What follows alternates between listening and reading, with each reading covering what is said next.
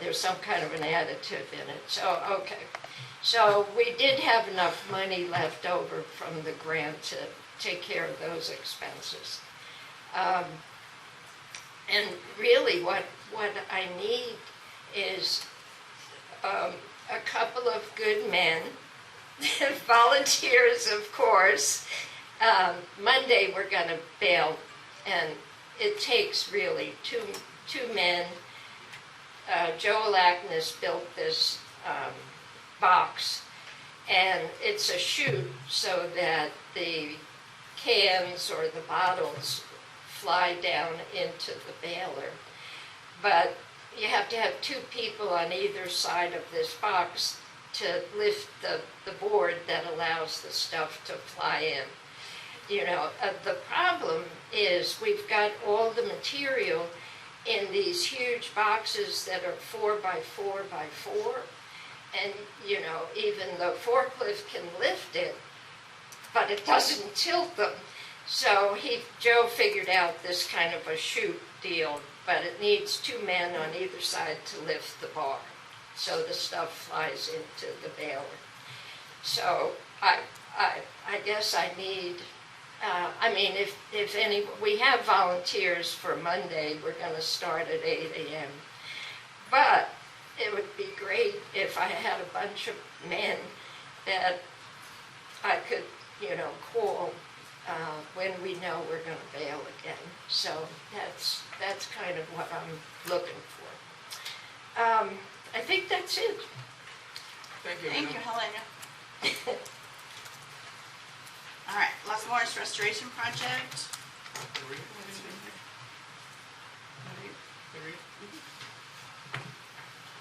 This from Mr. Chris Hale. Work on the bathrooms is essentially complete, only lacking installation of a urinal and some touch-ups. For the first time, they are now handicap accessible. There are motion-activated light and exhaust fans. The Brown and Root era barbecue pit is repaired with a sink added for convenience, and the building is painted in the official post-color scheme.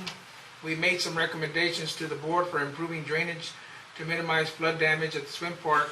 We're awaiting bids for improving disability access and for an irrigation system in the high-traffic grass area. We're waiting for the next period of non-use of the pool to repair the ladders, to make a change to the pump system in order to open up the sidewalk on the far side of the pool. I want to give big kudos to Russell Lowe. He has been working unbelievably. The time he's put down there, his time. He's down there at 6:30 in the morning until it gets hot. He's done a phenomenal job with the bathrooms, in my opinion. And there's just a little bit left to do, and it's amazing what one person can do.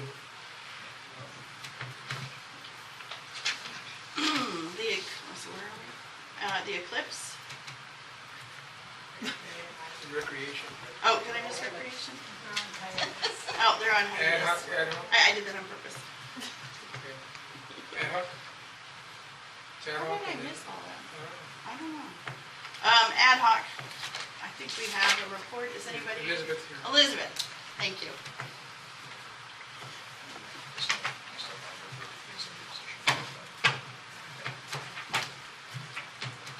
Good morning. I'm Elizabeth Hodges, and I'm a member in good standing. And I was appointed, along with other members, to an ad hoc committee. And I just wanted to clarify to this group here that it was a limited time span between 2 board meetings. We were supposed to accomplish the task, and we did it. So, we are now disbanded. It is not a committee that's going to be ongoing. It was strictly to address this one issue. And the issue had come up because there had been alterations to common property years past and recently. And the board realized that there was no process tool in place to deal with that, where as homeowners, we're required, if we make alterations to our property, we go through the architectural committee. So that was the purpose of, that was our charge. And so on the ad hoc committee, I just wanted to give the names of the members again. It was a wonderful group to work with. We got it done very quickly with very little even negative discussion. It was just a wonderful thing to serve on. Myself, Chris Hale, Chip Riggins, Sandy Hagan, Sharon Gregork, Francis Bitter, and Memo was our liaison from the board. Did I leave somebody out? I didn't, did I? Get them all? I got Sharon, yeah. Okay, so I think you have a copy. Yes, ma'am. And what we decided as a group was it made sense, since when we go to the architectural committee, we have a form that we follow that's very clear and concise. We thought it would be better to have a process tool rather than just lines talking about you have to do this and you have to do that. We left it in an online form so that you could fill it out, but of course we understand that you guys can decide that you like it or don't like it, edit it, amend it, whatever you need to do, or put it in a paper form if that's what you prefer. And so we did put one thing on there that I think that this group might find interesting. We decided it was necessary to go to the dictionary and put the definition of maintain and the definition of alter. So, leave it to a linguist to tell us those definitions, and then there's not any conversation. Just look at your definition. So, I don't really know what the board would like of me, but I want to say thank you for being on this committee. It was near and dear to my heart, and I appreciate you being so open in your due diligence. Thank you. Thank you for this. It's awesome. Yeah, I want to say thank you to you and the entire committee for taking the time to go through this, and we will look at it. It's perfect. Thank you very much. Thank you. So we could- Solar eclipse.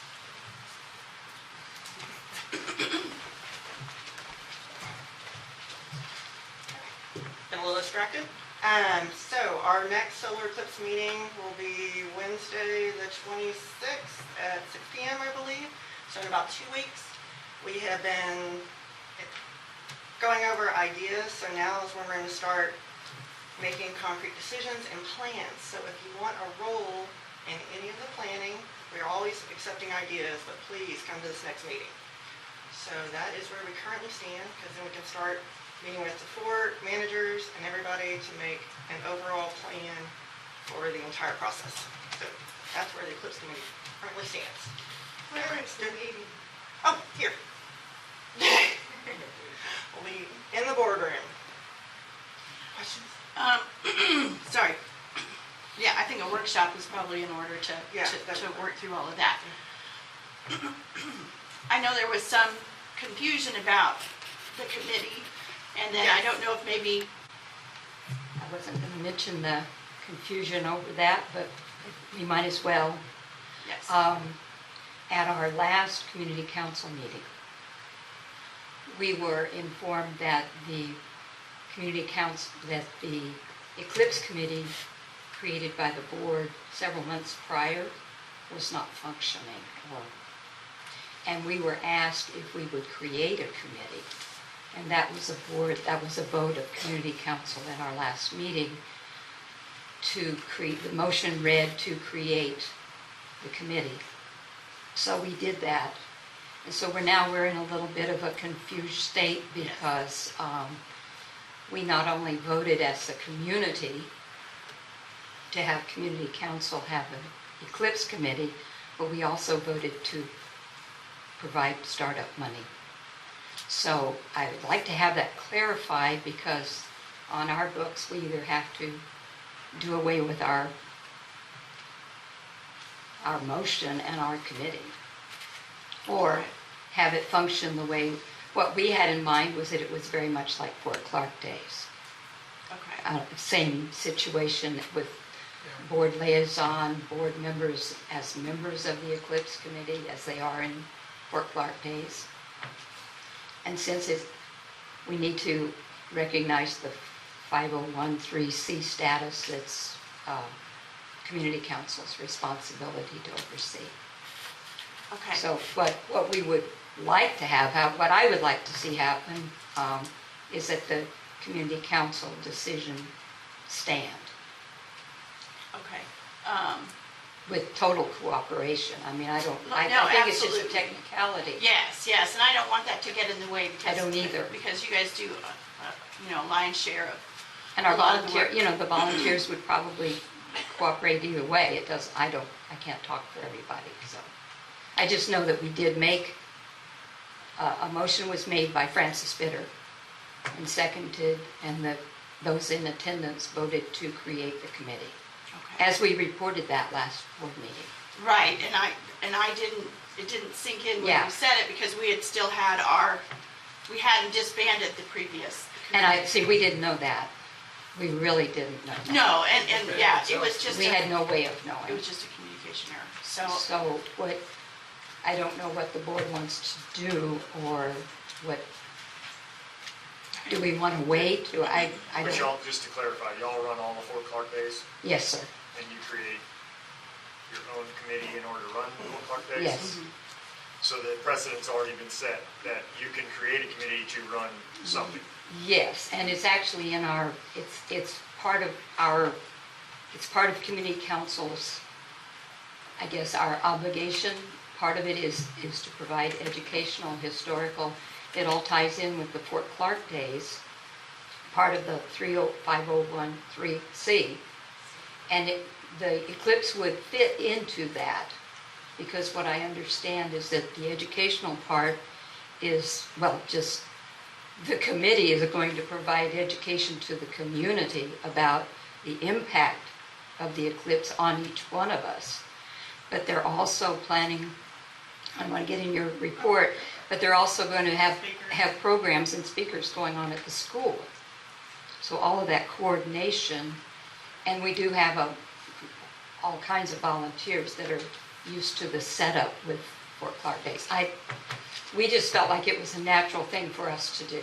I think you're right. Yeah, I I think so too. think from an So just efficiency to- standpoint, if we start trying to create another committee, that then has to try to organize everything that y'all already have It's streamlined. already, yeah, it's It's- pretty much in place, if Yeah. that's, it was just confusion. We didn't mean Yes. to create Oh, no, something that yeah. didn't need to be created. We were asked to do it. So, and we just felt like it was a natural thing. No, and I just wanted to make sure we were all on the same page, because I Yeah. don't want anything to, So, to hamper What- that. So, and I we mean, need as long as another the board is, Tony, okay. are you catching all this? Actually, I can't hear exactly all of it. However, what I was about to comment about was, I've always been a little confused about the function of community council and the board. Community council, to me, is a vital participant in this. But what I believe the function should be is that the board allocates or assigns these responsibilities to community council, who then reports back to the board for final approval. What I'm a little concerned about, and what over the last several months, what I have become increasingly concerned about, is the notion that if community council or any other committee, for that matter, has been assigned a particular function, that they take it upon themselves to make all the decisions. And I think that is what has created the confusion for me. Now, far be it from me to discourage anybody who volunteers for these efforts, and we obviously need more of that and would encourage more of that. But, and correct me if I'm wrong, if I'm reading something into this that maybe has not been part of the discussion, but I just felt like, and felt inclined to mention something like that. We need community council, no doubt about it, just like we need all the rest of the committees. But there's got to be an understanding of the authoritative function of community council or any other committee for that matter. Now, did I read something into this discussion that was not being talked about? Well, I think part of it, I think part of it is the last, with the Fort Clark days, there was some, issues going there. But that was more of a, disagreement between the board and the GM, and it wasn't a community council overstep. It was more of a, the board has the authority to grant community council with the advice of the GM, use of any of the facilities or how they plan their event. And that was where I think the issue is that you're concerned about. Community council does not, I don't want to speak for you, but does not think that they could just make a Absolutely plan not. and go with it regardless of the board and the association. I think I'm relatively new to the position that I'm in now with community council, but I think that we need more communications, publication of what community council actually does. It's very well. There's no doubt about it. There's always room for more communication. Right, and it's very. Clearly has been an issue. And it's very well laid out in we have separate bylaws that's open to everybody that owns property on the fort is a member of community council. And last year, Memo, were you our liaison from the board to the community council? I believe so. So we always have a board member relating things back and forth. That's just standing Yes. operating procedure. And I think I speak for this part, or I speaking for myself, I guess, that going forward, we'd like to see it more of a better relationship and more of a Absolutely. co-sponsor position when it comes to the big stuff, because we have the facilities and we have help for you, and there shouldn't be Right. this battle in order to put on these things that market the board, benefit the membership, Absolutely. generate revenue. We should be doing it together. Well, I think community councils, I'm speaking for all of you, so if I'm speaking out of turn, say something. I think community council is, in a way, it's a place where things can be worked out and a plan presented to the board instead of just an idea. We're not talking about Fort Clark Days or the eclipse right now. Right. But if someone in the community has an idea, they can bring it to community council and see if there's any kind of support for it before they just appear to the board and say, hey, let's do something without a plan. It's kind of a before it gets to the board kind of thing. But I see us as working. I agree with that 100%. And I would hope that at some point, if we haven't already reached that level of understanding with each other, that we are not the enemy, and we don't believe community council is the enemy either. Thank you. We don't either. I think there's been a time in the fairly recent past that was so. And I've even been asked, why do we have both? But there was a reason for creating community council. And we need to get back to that core reason and let everybody who buys property know what that is. I'm a prime example. The first community council meeting I went to, or first or second, someone handed me a piece of paper and a pencil, and I said, okay. And then they got to where they were voting on something. And I turned and I said, can I vote? I mean, you don't even know who I am. Did I join? And yes, when you have a deed to a piece of property here, you join community council.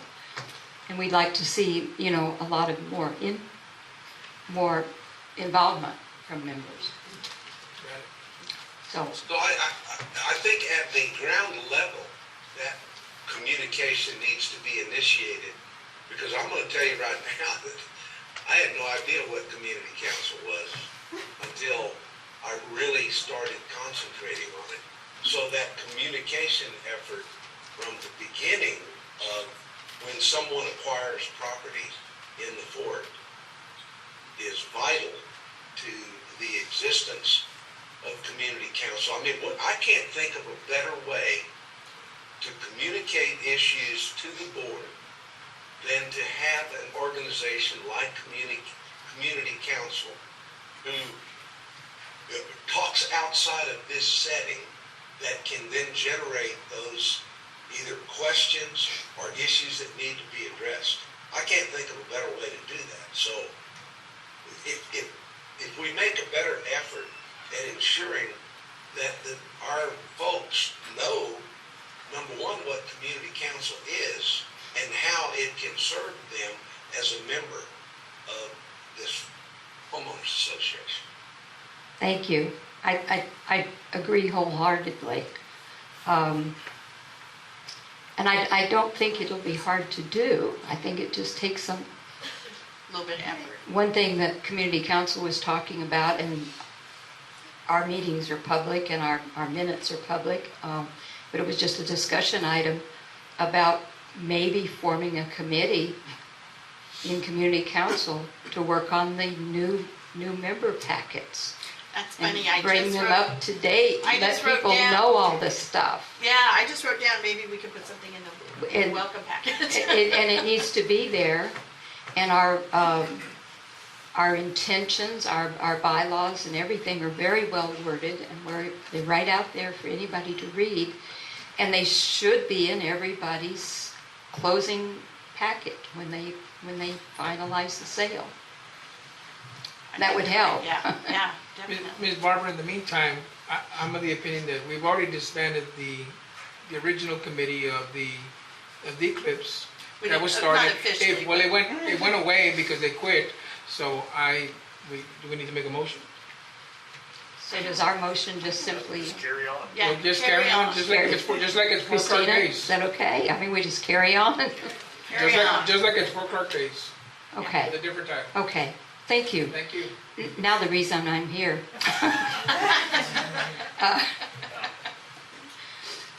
Community Council does not meet again until September the 9th.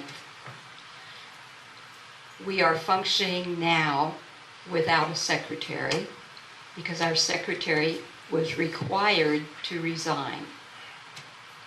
She was a homeowner, property owner, when she was elected to the job. She sold the property, and so now she's a renter and not able to serve on the board. It's Marcia Kaufman. I don't think you're here. Marcia Kaufman is a valued member of our community and of community council, but she now can't serve on the board. So on our September 9th meeting, we will be asking for nominations from the floor for anyone who would be willing to fulfill the remainder of her term, and that would be through January of 2025. Okay. And we can, And we'll Get that out publicize there. that. And what I would like to do is actually to send out, work with Julie and maybe send out maybe a series of dispatches about what community council does. That would be Christina. Actually, you now get to- Okay, great. Just now. What we do and what we're working on, or especially this election, the issue of having to elect a secretary. yes, And perfect. I haven't had a chance to talk to Frances personally, but I was going to ask her to just assume the secretary/treasurer's duties for the few weeks.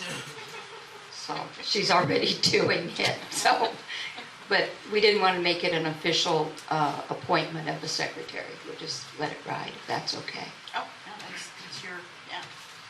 Were there any questions about community council? Any other questions? Sandy? I should let you do that. No, I just, you want me to? Come on up, please. Yeah. Can I move this? No, just You'll have to talk to the communications director. If they consider that, go to my- Because it's in in the frame. It's in the frame. In the frame. it can I be- just wanted to point out for Tony, because I can't pronounce his last name, Tony, that community council is not a board-appointed committee. It's its own 501c3, and it's its own entity.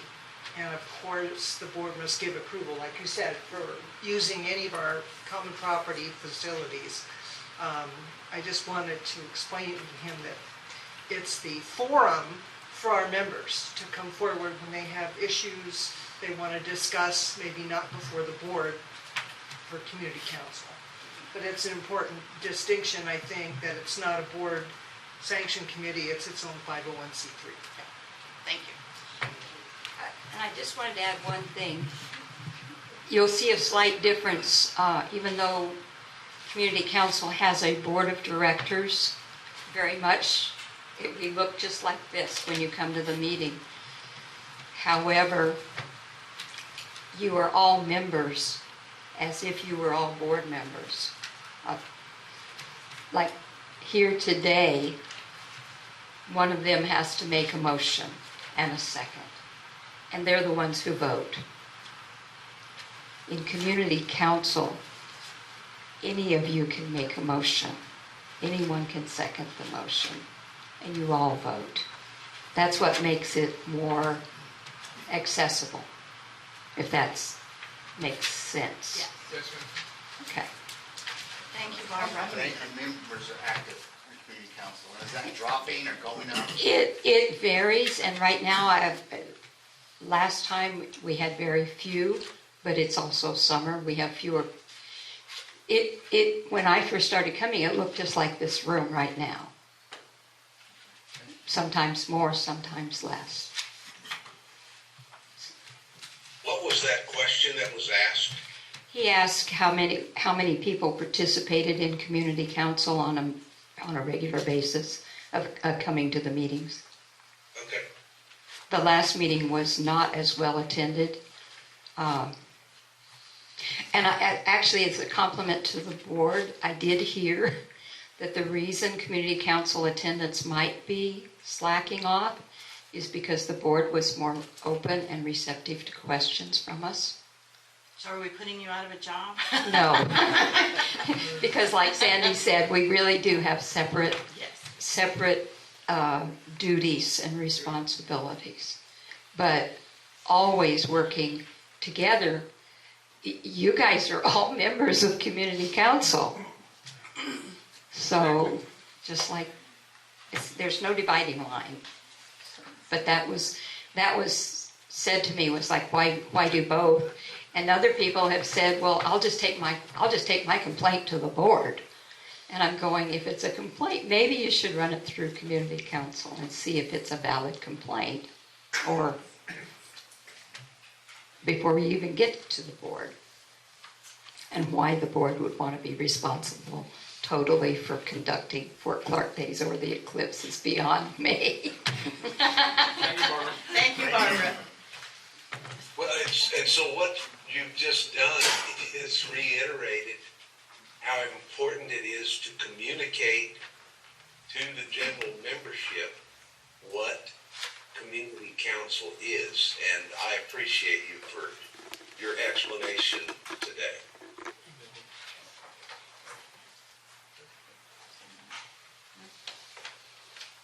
Okay.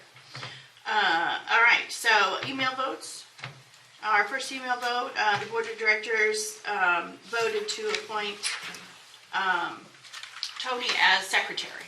So we did that through email. Our second email vote was to, it was an approval to purchase a refurbished washing machine for up to $5,700. And that is still in process. Pending, yes. It's pending. We may be able to Do something else. do something else for less, so that's where that's at. Discussion action items. The first one is consider canceling trapping program. Is Meg gonna say anything? Oh, we got, that's not on, but it's in our packet.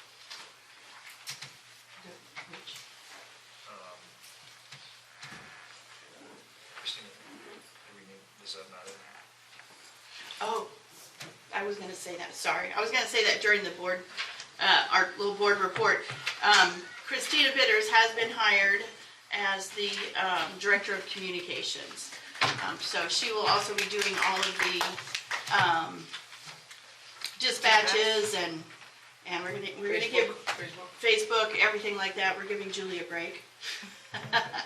The marketing website, and all of that thing. So if you have an event or anything else, you can reach out to Christina. And do you have a email yet? Communications@fortclark.com.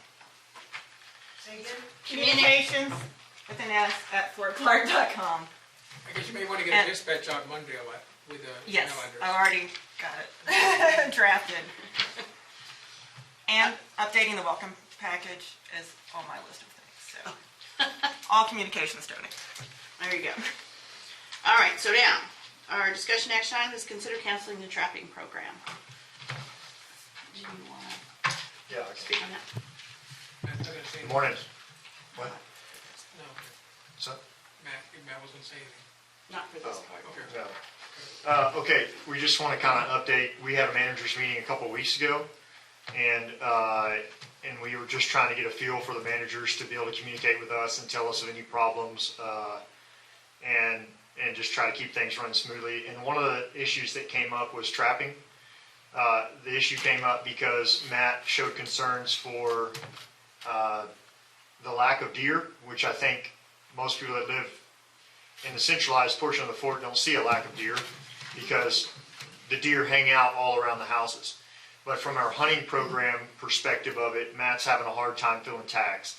So a couple of components that we all need to understand is that there's obviously only so many deer.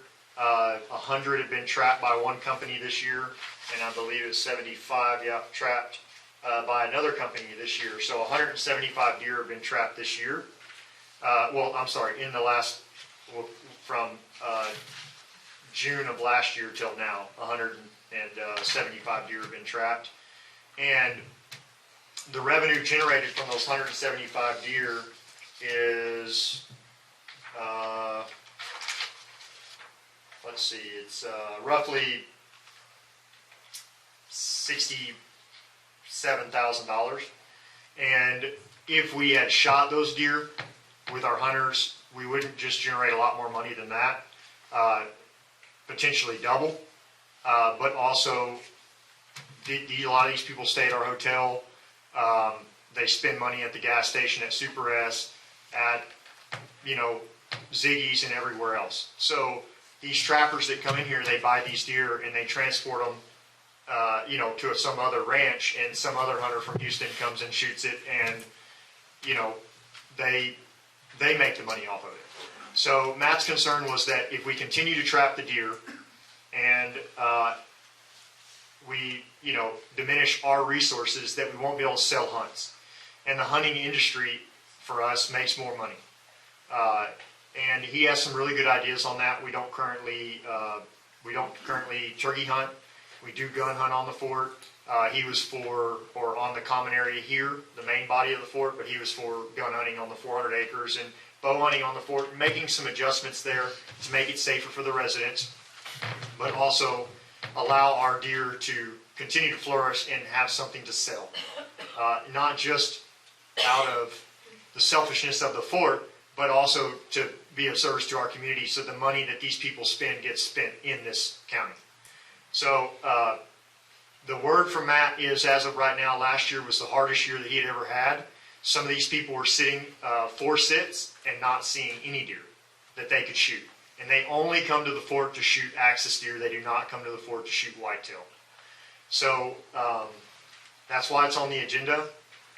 If everybody can just imagine having a field full of cows and you're trapping them and shooting them at the same time, they're not going to last very long. Okay, so we've got to protect this resource, in my opinion, and we don't need to overplay our hand. So Matt has recommended, that we probably need to do an evaluation every year and see how many deer that may or may not need to be removed, so that we can be a little bit more responsible about what we're doing. But as it stands right now, I'm in favor of not trapping and trying to capture that revenue as a community instead of just one person taking them somewhere else. Just out of curiosity, has there ever been a game biologist study of this Yes. process? I There- personally have been involved in several different hunting operations where we utilized either a state game biologist or a private game biologist who gave us their opinion on, and it was primarily having to do with how many animals should be harvested in a given hunting season that would facilitate the growth of quality. And I had no idea that the fort was allowing people to trap axis deer and remove them and then take them and sell them. I realize that we get paid for removing a deer, but I may be going out on a limb here to say that I suspect that they were making more money than what they were paying us for that deer. But I'm also concerned about the population and utilizing it to the best extent that we can. And I think you've identified that we clearly would make more money hunting. Can you hear me? Well, I'm trying to figure out a way to get the speaker a little closer to you. I don't know where the sound's coming from. Christina, where's the speaker at? Is that? Maybe I should just talk louder. I was sitting in the back and I could hear him just Could you hear fine. him? Okay. Okay. Oh, I didn't know if anybody had this concern. Is he done? So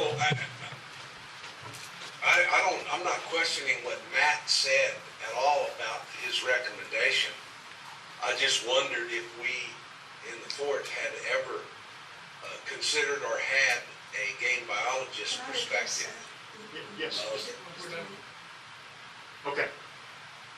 Okay, this is Constance Kilgore, and I want to address what Tony's asking.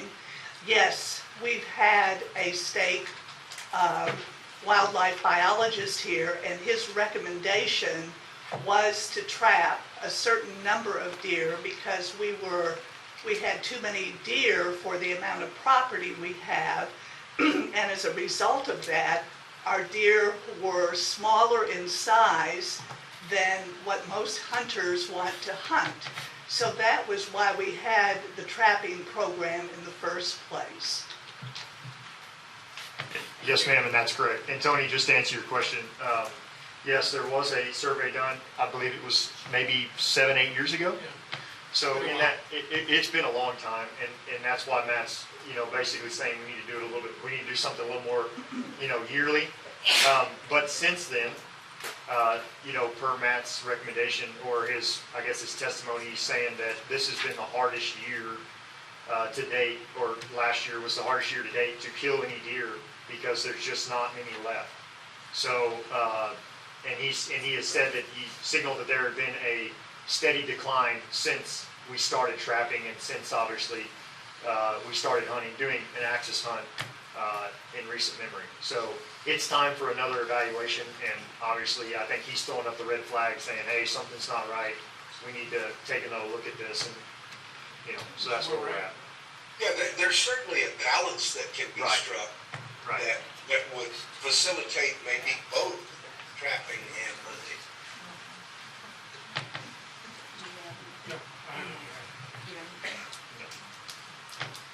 Does anybody have a, On the deer surveys, I do know a little bit about that. On a small property like Fort Clark, 2,500 acres, unless you have control of the ingress and egress, which is a high fence, you're wasting money. They're gonna go where they go. And there's deer here on the fort, there's plenty of deer in town. I mean, they're just moving around. If you drive around the Brackenville at 5 in the morning, you'll see plenty of axis deer. They're gonna go where they wanna go. And I'm not trying to make the point that you shouldn't trap. I'm kind of on board with you, John. What I'm saying is, I wouldn't bother with a biologist. It's not gonna do any good. And the spotlight survey is the cheapest way to go, and I've been through a lot of them. They're useless. I've also done the helicopter. The helicopter costs a lot of money, and it's only 50% successful at what you see. So, I mean, unless you can control it, unless the fort's high fenced, the surveys don't get it. Won't help you a bit. Thank you, Ted. Thank you. Well, and I think Matt is reaching out to the game warden and coming up. So we'll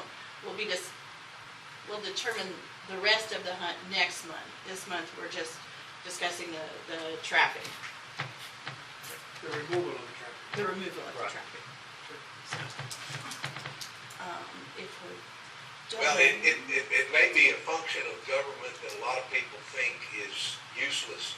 But what I can tell you is that I'm personally familiar with several people who have low fence properties, and a couple of them are about the size of Fort Clark, that in order to qualify for their wildlife exemption to get a discount on their taxes, they have to use a game biologist who can come in and conduct a survey that says, here's how many deer I think you should kill this year. So, I'm not here to promote the accuracy or the legitimacy of a biologist, but they do serve some function. Yep. Okay. Great. Okay. Do you want to make a motion? Or? I'll make a motion to cancel the trapping until we have more information to make a different decision. I second the motion. All in favor? Aye. It's unanimous.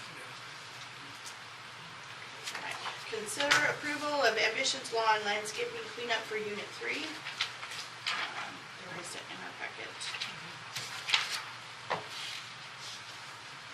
And this is for 2 properties, in my understanding, 2 of the 4 properties to clear all of the limbs, brush, completely clear the yards of 2 and remove any extra bushes and trees as needed.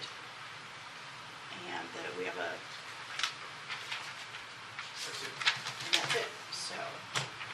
These are Fort Clark properties, 2, they're owned by Fort Clark in Unit 3. and they're overgrown, and that's why we need to hire somebody to go down and cut everything out? Yeah, but you can't even see one of the houses in there, it's so overgrown. Is anybody here from Unit 3 to describe these places? I can describe it. I mean, Come on, Rick. I'm Richard Moore on the art committee. So these 2 locations, I do talk with Jason sometimes because he's also in Unit 3, but when it comes to these properties, they've overgrown. And it's going to be a hazard. You got critters, you got people that want to throw junk in there and hide it in there instead of taking it to the dump or put it out in the right spot. It's a hazard to that community. It needs to get done. You already got your violation letters that came in because it is treated as a property based off the CCNRs. So, yeah, it's been addressed with me and him and talked about it. Then the mobile homes are gonna stay there once it's cleared out, or that the goal is to get those removed? I mean, what do you know about that? As for those mobile homes, you're talking about, what did I say last, Jason? Like almost $8,000 to get each trailer pulled out. Each? Each. Almost 8,000 plus. It's all depending on how they get it out because you're talking about, it's so narrow where they're at. If you get someone that's the cheapest option, which is out of Eagle Pass, he's the one that got the same trailers out of Unit 15. He may have done it for $800, but when he saw those locations, it's so narrow, he needs additional, maybe a Bobcat to pick it up in the back to pivot, to diminish all the items because you're talking about also name-breaking properties that are right there. Items are in the way, and he gets estimated about 8,000 last I talked to him. So. I just want to make it clear for the membership, if our goal is to clean up the properties, to remove the trailers, that's an admirable goal for us. May be a start anyway. Well, and we're looking at different options of maybe crushing those down and hauling them off on a roll-off and not try to remove them. I'm gonna butt in a second. Go ahead. That one trailer has a wood cover over top of it. Mike. Okay. That one trailer has a wood cover over top of it. There's a lot of potential demolishing left to do. After we pay, if we were to pay these people $3,000 to remove just the brush and the stuff that needs to get out of there before that can start. Yes. So example, my location. on Unit 15. The total amount was $4,000 for me to demo it, with me and my helper. But it took a long time because there was items that we had discovered. There was having to cut down the frame, crushing it, separating everything, because I can't just take insulation and straight to the dump. It has to be bagged. Because we were also talking about there was bat feces that were stacked up chest high in a certain section. So we also had to pack that up separately. So whatever get discovered in there, because we also had, I believe you have a quote from Gerhardt, and that quote is that kind of close up accurate, how much it would cost to clean out the whole trailer, clean out the whole property because of the hazards in there. There's axles on there. There's axles, but we're talking about a 1980s version trailer, and they're not, and the reason why mine didn't get pulled out because of the structure. Gotcha. Right. The long structure, it's been with water conditions, with mold, everything. It's not a resource for someone to take and use as another home, unless you were to set up a site out near the dump, pull them out, park them over there and get them broken down out there, but I don't even have a cost for that, because that's just an ideal option. I was talking with Pearson in the past, but we're talking about that how narrow it is the problem, getting it out. One of them doesn't have a floor in it either. Yeah, some years ago, I called some companies and they were like, we want 60 foot of clearance to come in on each side, $7,000, is what they said. So those numbers, at least getting a company professional out of San Antonio. Now getting Buster and some rednecks to strip that thing down, extract all the aluminum and all this. I've seen people do it, take it down to the frame will be taken for free. And so there's more and less complicated ways to do it. But this is our only bid, or we got multiple bids? There I was think another we had bid, another one, right? but it was, There was It was another a one, it lot was like more money. a lot Okay, more money, okay. yeah. And that's just for the clarification. lawn, like, Just to get all the brush out so they can get It's to the just to get trailer. to CCNR. yeah, so one comment on that. That property had or has some nice trees in there, like an olive tree and some other stuff. And then someone cried and maintenance just went and topped about half of them. So let's take into consideration what things have been growing in there for 30 years and what someone might like to have on their property, like an olive tree, the flowers and other things of that nature, and not just go in there and weed whack everything like crazy. Thanks. Is maintenance gonna supervise these people? Make sure they get everything done? I think it's Matt. Matt's gonna supervise them? Matt got all the quotes. Okay, gotcha. It's a violation. Okay. All right. I'll make a motion to approve Ambitions Lawn Landscape to clean up these two lots. How much? I second it. $3,000. Not bad. That's 3,000 total. Were you able to hear the motion, Tony? Yeah, Okay, 3,000 total for 2 lots, correct? yes. I second it. All in favor? Motion passes. Next. Recycling, earmarking recycling income. Up until this point, the income that comes in for recycling is put into the fort, and then they come to us. It's not earmarked, it's just in there, and then when they need things, they either try to raise the money or the fort pitches in. Helena recommended or spoke to, We talked about it. talked about it, whether they keep it or earmark like preservation. So that was this discussion. So that money can be put back into recycling and not just into the general fund. Right now, they need a new covering for the bale. Correct me if I'm wrong, Helena. They need a storage for the bale stuff. And this is probably the most practical way to raise the money. By the money they're making, the money from recycle gets recycled back into recycle. There you go. Yeah. We expect a check this week, and I asked Lisa, what am I gonna do with it? Because normally I just turn it into the general manager and it goes wherever into the ether. this general fund. So, but I keep track of how much we bring in, and last year it was more than $5,000.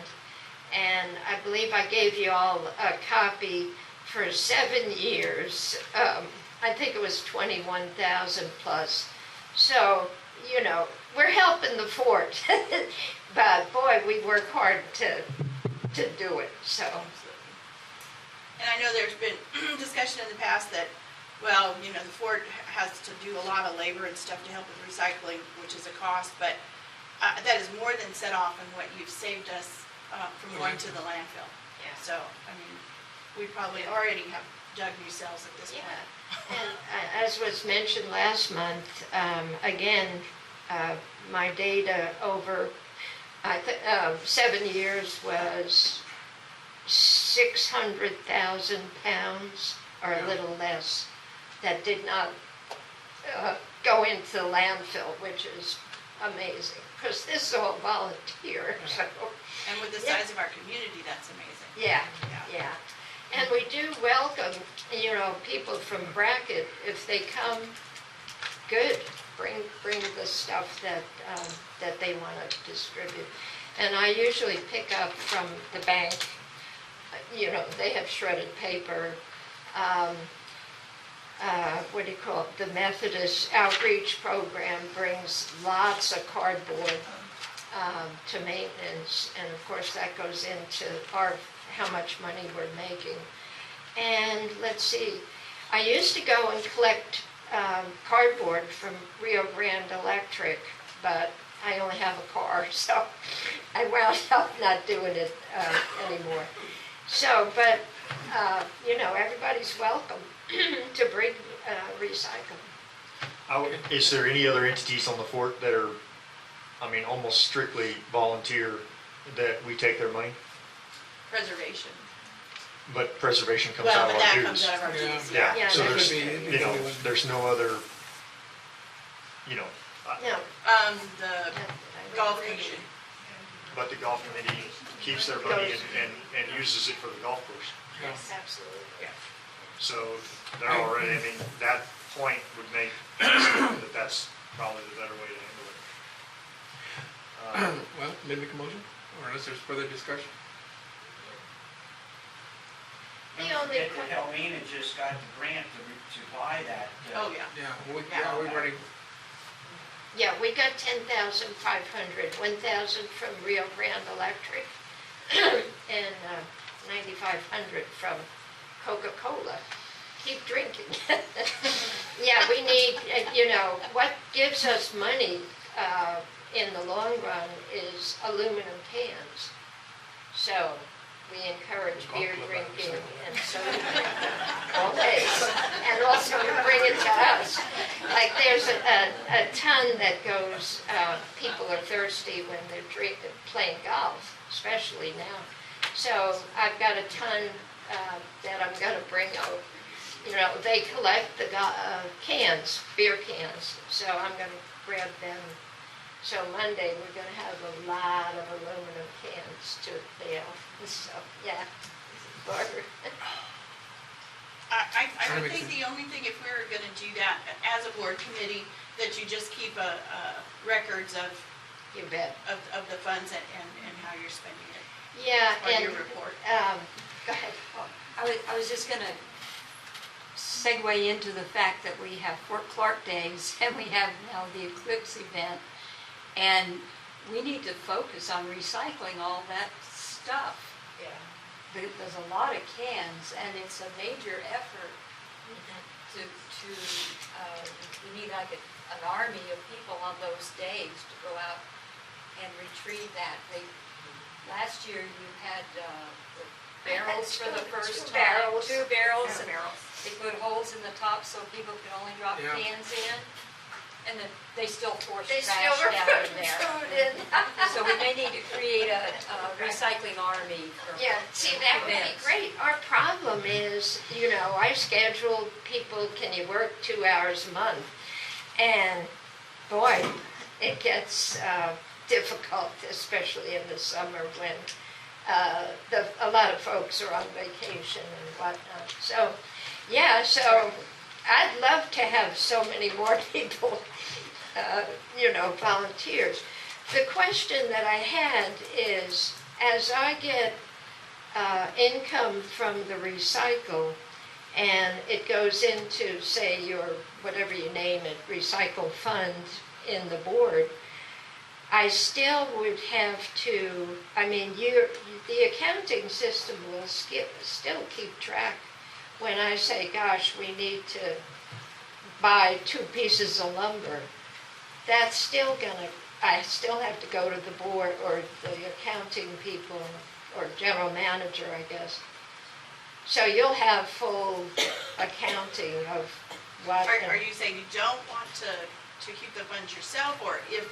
Well, it wouldn't be in my name. We're gonna earmark it, right? Earmark it as the recycle fund, yeah. and you could keep better track of what's coming in and going out. So, Just like preservation, correct? Right, but we were also discussing, like, the golf committee, they keep their own funds. yeah. But if you, I mean, are you saying you'd rather not keep? Oh, I'm happy to, hey, I love money. I mean, but it would have to tell me what bank account and all this, that what I'd have to do with it, that's all. So, that's part of the. Okay. Yes, Wanda? I'm Wanda Selby. I am not a member, but I do give my opinion once in a while. I know a lot of people in Brackettville, and they are not aware that in fact, I've had some of them say, can I bring my recycle to the fort? And I wonder if there is going to be a process, because we would like for security to be a little more,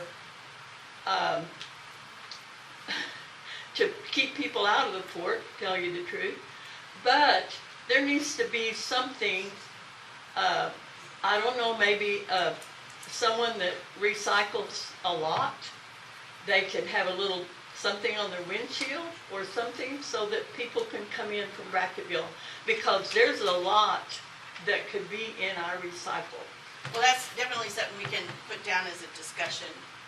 I have informed Going many forward, of the folks in Brackettville, but it's, they gotta make the time to come over here on Thursday and Saturday. But we Well, definitely want them to bring it if they have it. I have people that bring me their bags of water bottles, and I take them to recycle, and I don't mind doing that, but I just wonder about the cardboard. That's what we get paid for, and I've had a lot of people ask me about that. Well, and we can look into that. Let's stick to the Yeah, agenda okay. item, but those Yeah, are good ideas. And I'm sorry to bring something up that I didn't know where else to put it. Thank you, Wanda. So we're gonna make a motion to earmark the money? Yeah. Okay, I make a motion that we earmark the money that Recycle earns for the money to be recycled back to the recycle center for improvements at the recycle center. I'll second the motion. All in favor? I guess, I'm sorry, I appreciate that, and from my end, I'm still going to come to the general manager to request money when I need it. And you could keep, the accounting would still keep track of it. Yes. So, okay, yeah. Thank you. I think it would be simple. I would be I keep track just in my own, paperwork. But, and in fact, if anybody ever wanted to look at it, I have, 6 years of data. So, Thank you. Thank you, Thank you, Elena. ma'am. Unit 1 trash. Unit 1 trash, I think that, Tony, you wanted to have a sort of a discussion on that? Yeah, well, and maybe I'm, maybe I'm confused.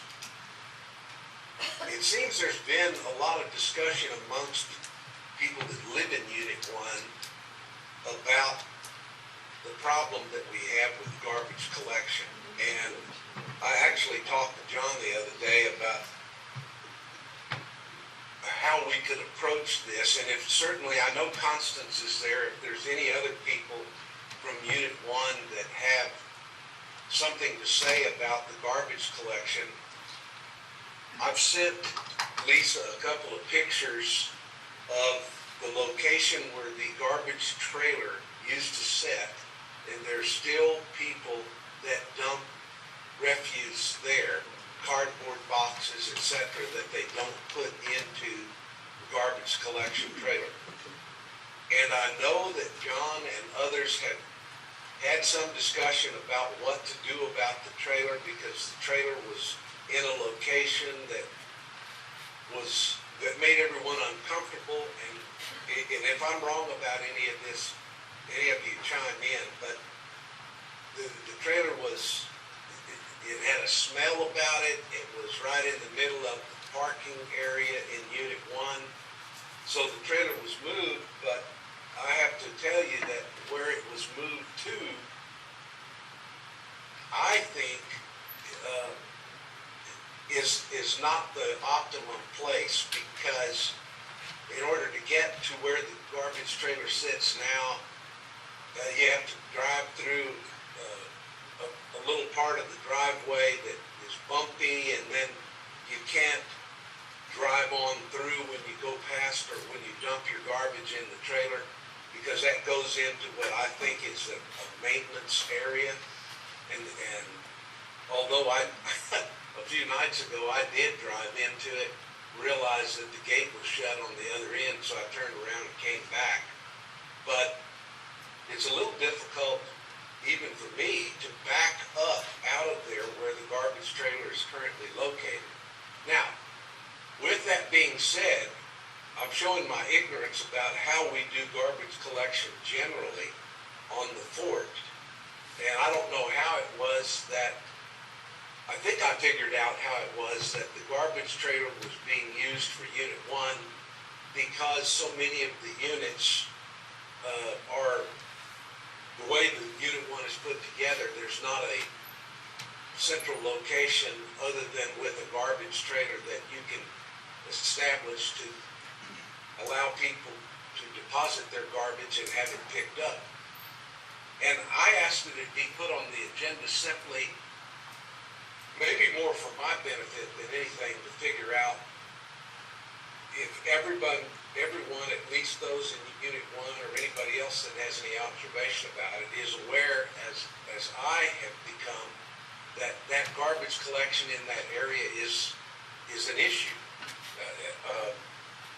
I don't know that I wanted it on the agenda in order to resolve it once and for all, or we may not even have an action to take, but I am concerned that we need to address it, because I think my wife is a part of an email group where she gets emails about people in Unit 1 that are talking about getting together ever so often to try to clean up the trash around where the garbage trailer was located, because there are people, whether they're members of the fort or outside people, that are coming in and dumping trash, and they're not even putting it in the trailer.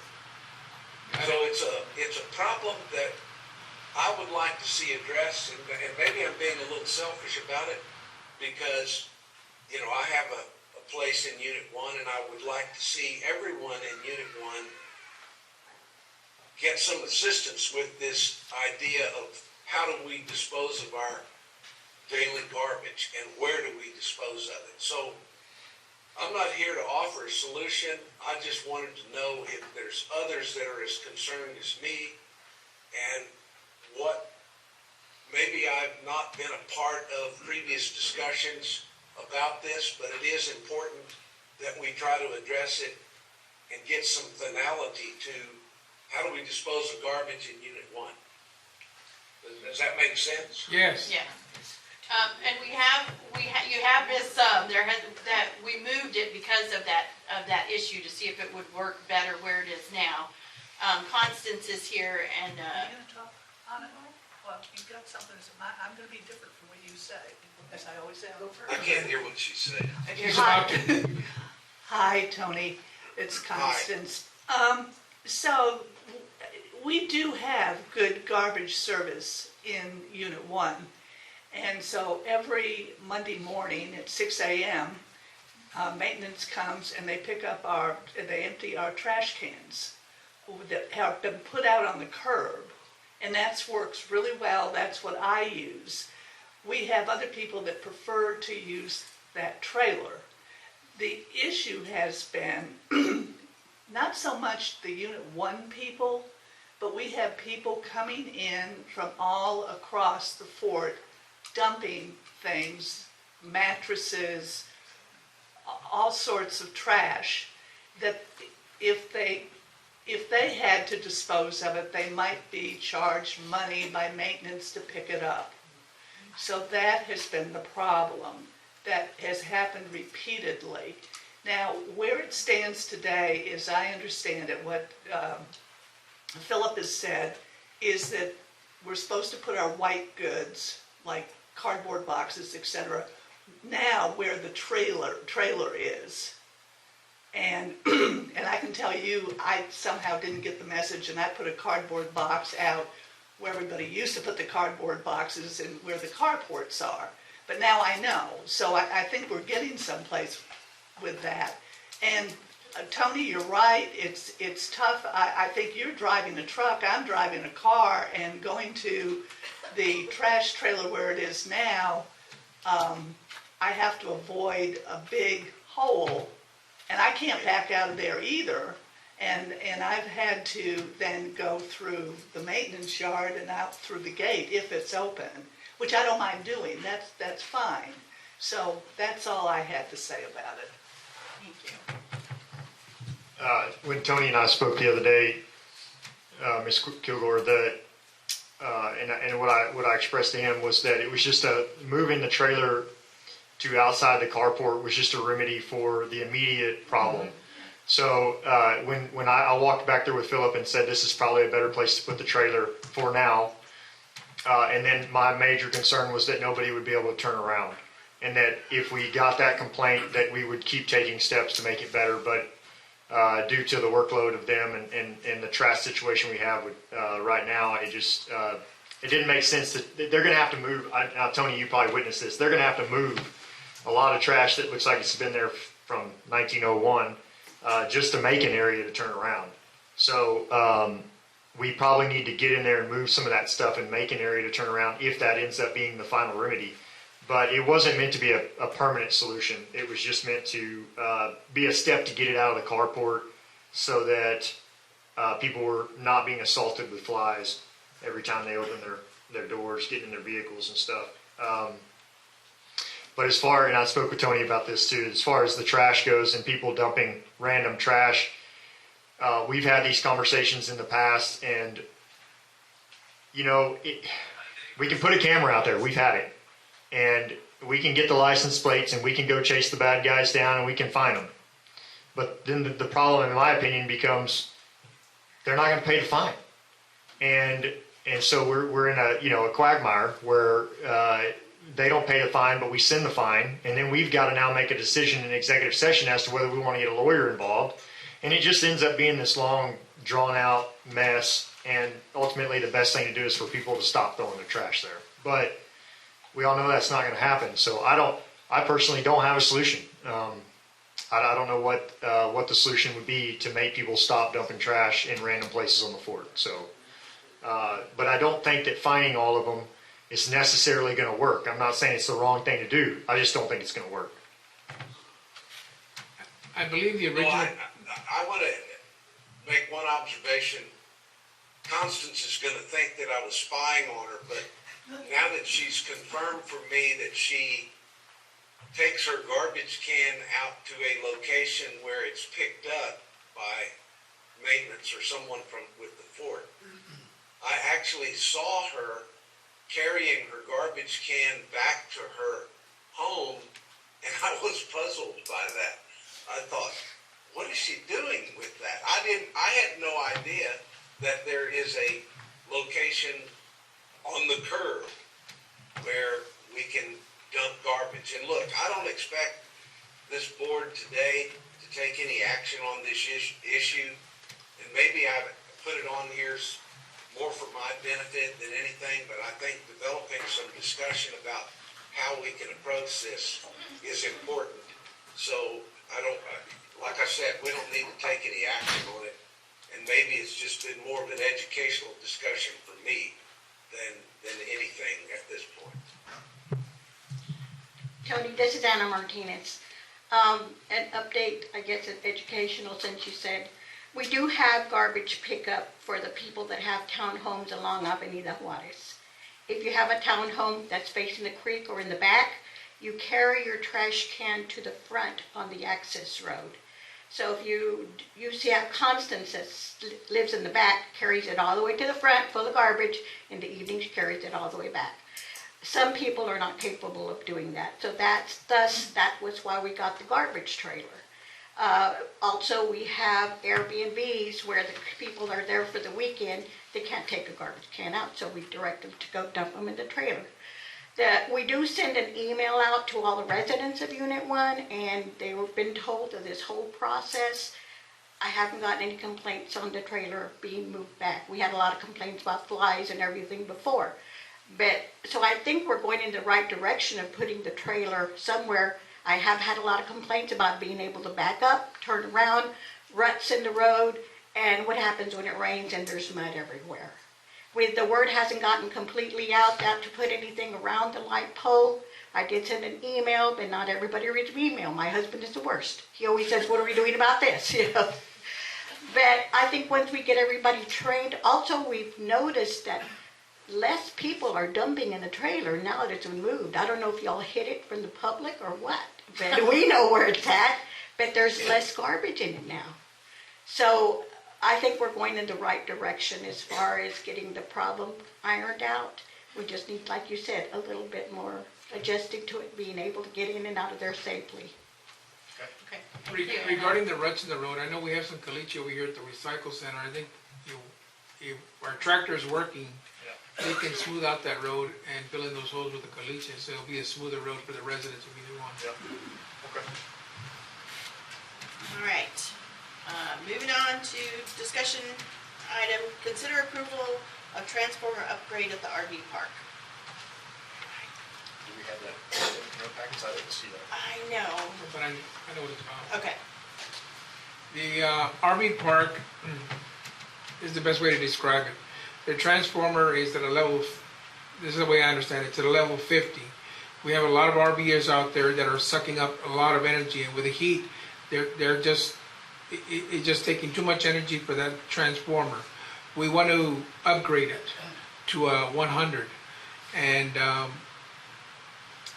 Rio Grande will do it. Rio Grande will, the way I understand it, the one that we had there, the 50, was replaced already, but now we have to upgrade due to the amount of the volume of people we have at the RV park. Thus, I believe they want to charge us up to $6,000 to go in there and upgrade all the transforming parts so that we'll have ample power for all the visitors we have at the RV park.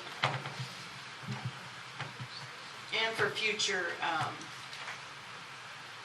growth? Yes, future growth and upgrade, and I know there was some talk of expansion and that type of thing. So I don't know if there's any other discussion, if... No, I mean, it sounds like we have to approve it. Yeah. It has to be done. So, You know, just so that everybody understands, we're trying to dance a fine line here of the general, not being a general manager here, and then being transparent with the public of it all, we'll call it the larger expenditures that would, by our bylaws, require approval from the board for the general manager to spend anything above $2,500. He would have to write an email to the board, and he would say, hey, you know, I got to buy this transformer, I got to have it. And then we would approve it. And that would then be read on this report as a email vote. But we're trying to be a little bit more transparent, and that's why this agenda has so many things on here, because we're just trying to not leave anybody in the dark. And so while we don't necessarily need to have a big discussion about these things, because some of these things are pretty much mandatory, that's the purpose of it, so that everybody kind of understands. I make a motion that we allot up to $6,000 for Rio Grande to install the upgrade of the transformer, a 100 transformer, to service our guests at the RV park. I second the motion. All in favor? Consider approval of a zero-turn mower, commercial. Okay, I'm sure everybody noticed that the grass was pretty tall in some places. We have 3 dedicated members on the in our landscaping team on the fort. Last Philip told me we have 1 lawnmower, and it's not a commercial grade lawnmower. So some of these numbers are pretty big. Obviously, all of us in here probably mow our lawn either with an electric or a push mower or a ride lawnmower or a zero-turn mower. But most zero-turn mowers that you're going to buy at Home Depot are not rated for 8 hours a day and for 150-degree temperatures nonstop, which is why you truly have to be in a commercial realm, and these lawnmowers are not cheap. So once again, this is just a higher price tag that is 100% necessary for the purchase of our maintenance staff to be able to make the fort look the way it needs to look. We're going to talk about purchasing 1 lawnmower. Philip had a great idea to buy some new blades for I think like a 70s model shredder and tractor that we had in maintenance. He got that fixed up, and that is literally going to save the fort roughly $15,000 to $18,000 by being able to use that shredder and us buying 1 zero-turn instead of buying 2. So just the precursor to why we're discussing this. So we have, I got a couple bids from people from Uvalde, Texas Ag Equipment, and John Deere. And the reason that we looked, that I looked in Uvalde is purely for the fact that anytime you buy a piece of equipment, you need to be really concerned about your service. And then when you think about that, you got to think about your warranty. And it's my opinion, y'all have these bids, that Kubota only offers a 60-inch lawnmower in their gas-powered. If you want to go to a 72-inch, you have to go to a diesel. And their diesel mowers are about $20,000. And their gas mower, which is 60-inch, is $13,000 plus tax. So speaking with Philip, they need a 72-inch mower, which John Deere, which is obviously everybody's heard of them, they're providing a 2-year, 24-month warranty, and they do have a Z950M, which is a 72-inch mower. We have a bid at $14,594. That's without tax. So after taxes, and I think it might be slightly lower because there's 2 of them on here. I'm not sure, but I'm going to guess that. So it might be more like $15,000 plus tax. But just so everybody understands, it's something that it's non-negotiable. We have to have lawnmowers. There's just a basic set of equipment that we have to maintain the fort. So that's what my recommendation would be to buy the John Deere 950 and get to cut some grass. At the risk of raising maybe an uncomfortable issue, it's amazing to me that we got ourselves in this predicament at all. Yes. And I'm disappointed about that we would be in this position, but I agree entirely that we must have this unit, so I'm going to move that we approve purchase of the John Deere 72-inch that you just described. Do I have a second? That'd be up to $15,000. Well, the bid's $14,594 plus tax. So I don't know what the actual total amount is. So up to what? 15.5. I second it. The 15.5. I second the motion. Any other discussion? All right, all in favor? Passes. And unfortunately, that'll probably not be the only big purchase that comes down the pike in the next few months, because there is a lot out there that is just hanging on by a thread. Pro shop proposal for restaurants. Is our next item? The car for security. Oh, wait. Oh, I checked the wrong one, sorry. Car for security, they're basically pushing it around the fort at this point. And I just found out it was $500. They paid $500 for that car. Oh, gosh. They got $500. We got a $500. Just a quick note. I'm pretty sure Tony voted with this on the last one because he made the motion. But the last couple of votes, I haven't been able to hear Tony articulate Yeah, whether he's he's just for showing or his hand and against. then Julie's. Could somebody, Sure. or, you know, Yes. verbalize that which way he's Yes. voting, just so everybody knows? Yes, sir. Thank you. Thank you. Do we have a corner? Next time I'll speak up in addition to raising my hand. Okay. Do we have a corner What? in mind, or we're just gonna? So, the precursor to this too, so that everybody knows, security has been using this car for the last couple of months, and I want everybody to put themselves in this unfortunate situation in your mind. They have had, the windows won't roll up and no AC. I mean, you know, we've devolved having to have AC. So I mean, I can't imagine rolling around the fort with it being as hot as it is. So I just want to give a shout out to security for handling the situation. Matter of fact, since our meeting where they told us they needed a car, I haven't heard any complaints. And I mean, God bless them. The car's still rolling. And the car's still moving. But It has been rescued a couple times, yeah, but it's still. but I just want to thank security because they truly understand the situation and they're not giving us any headaches and they're dealing with the car, but it's a dire situation. You know, I know this is a roll of the dice, but maybe someone from a member for the port may have an older car they may want to donate to the port. It's just something to consider. We don't purchase it. So I did a bunch of research just trying to figure out what, and I stopped at the guard shack this morning. I talked with security, and they said, a couple of things. I'm for like a crossover SUV or a little SUV or something like that you can hold 4 people in, but it still has a trunk area and has enough ground clearance to go into the back of the fort. And when I stopped to talk with security this morning and say, what are your complaints about the car? And whatnot. One of the things they said is that the car has a hard time getting to the back of the fort. So a car isn't going to work. We're going to have to get that it drags on everything and it gets stuck and yada yada. So we had one, but that one died a couple years ago. yeah. So we need.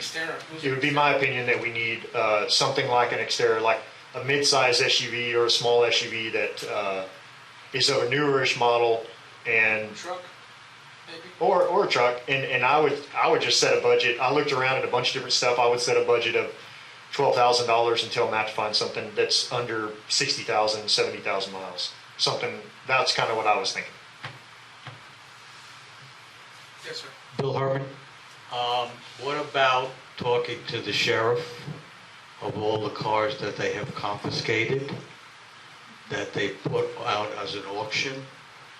Maybe they can work a deal where you could get one from them? Sure. Well, we talked about that. Tony, correct me if I'm wrong, but I believe that there's only 2 counties left in the state of Texas. I'm not 100% certain on this, so Tony may be able to completely clear this up. Two counties in the state of Texas that are confiscating vehicles in the manner that Brackettville was, because we just sold all these vehicles in auction over here, and none of them were bonded. I don't think they sold them all. That's why I Okay, make the... but none of them are bonded. So now, if I'm not wrong, I believe there's lots of problems now with all the vehicles that got sold over there, because the people who bought them are not able to get title, because the people are saying that the county had no right to sell them, to auction them off. So I don't think we can get a vehicle over there. If any of that is true, yeah, I don't know that. It was just a thought. The discussion about that is much bigger than what you're describing, and I can tell you that I have direct involvement in it. I'm not going to get into all of the details of it, but what we determined in the long run was that there were very few of the vehicles purchased that we are actually having to do something about getting titles for. The rest of them went to Mexico. No. So the problem that we thought we had was diminished extremely. But yes, the determination was made that for those few vehicles that the people who bought them are trying to acquire title, we're going accommodate them and assist them with getting a bonded title. For future auctions, we are now, the county, along with, unfortunately, many counties in the state, are going to have to now go through a process of declaring or finding that these vehicles are abandoned under a different section of the Code of Criminal Procedure. We still have to send out notices. It's going to take a little longer, or the lead time on those notices is a little longer under this separate statute. But ultimately, we'll get to the same place where we can auction them as abandoned vehicles. But to get into the discussion of why that happened would really not be important. Sure. When you talk about acquiring a vehicle from the county, though, I can assure you, number one, the county can't give us a vehicle. And number two, the only way you're going to get a vehicle out of that batch of vehicles that's being stored there is to go bid on them. And quite frankly, I'm not sure that that's a good option to consider, because those vehicles have been sitting there a long time. And when you buy one at an auction like that, buyer beware, because you don't know what you're going to be getting when you do win that bid. It may be a cheap bid, and there may be a good reason it's a cheap bid, because you're then going to have to spend a whole lot more money on it to get it in a condition where it's usable. So I understand that, and I was just a thought, another place to go. You know, you may be able to go to a car dealer who has cars on the lot that they can't sell, that would make a deal, you know what I'm saying? Well, and I think maybe shift it, just because it's in the back of my mind, shift the discussion a little bit and say, what do y'all want to see? Because in my personal opinion, I don't like seeing security rolling around in a wagon of a car. And there's like an image that maybe we should think about creating here at the fort. We're not the only ones that see it. We live here, right? And we see it and we're like, well, whatever, that's just security's car. But what's the image that other people see when they come here? And so that's why I'm a little bit more for just finding a nice car that, maybe it's $12,000, or maybe whatever it is, but it's representative of what we want our community to look like when people come in the gate and see the car. You know what I mean? No, I understand what you're saying. It was just a thought of another avenue that may be usable. Rio Grande has auctions too, every so often, those got a lot of mileage, don't go there. But I mean, what about dealers, who have cars on their lot that are just not sellable? Sure. And that's where But they would work fine for us, because we don't have to put a lot of mileage on them. Right, yeah. That was all. And I think that's just a task that we give to Matt at some point when we get through this and he finds a car. I wouldn't consider a car an SUV. I get pickup truck only. It can help out during hunting season and so many other things. And that being said, where's the Fort Clark truck with all the painting all over it? Why isn't that put in place? It's running around. Yeah, I haven't seen it lately, yeah. Nobody's using that, and that represents Fort Clark. It's a truck. Yeah. That's fairly And is that the model. one Matt uses, the white truck, is that what you're No, talking there's No, one this that's one's got fenced in. Fort Clark on it. It's got a wrap on it. Pictures of people on it and all kinds of stuff. Are you on there? Huh?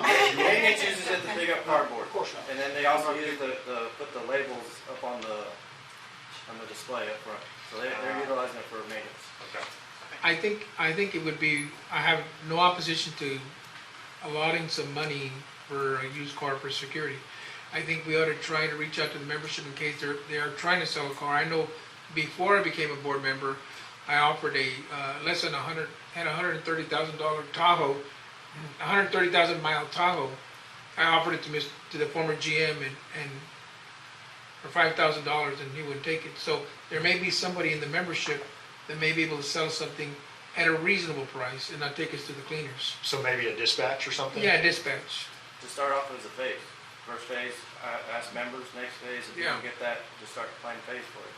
That's what I would But that consider. security needs something for a truck, because they have to go out on the perimeter sometimes. Right. Because even Matt has his truck, and I get you told him to go there, I speak up.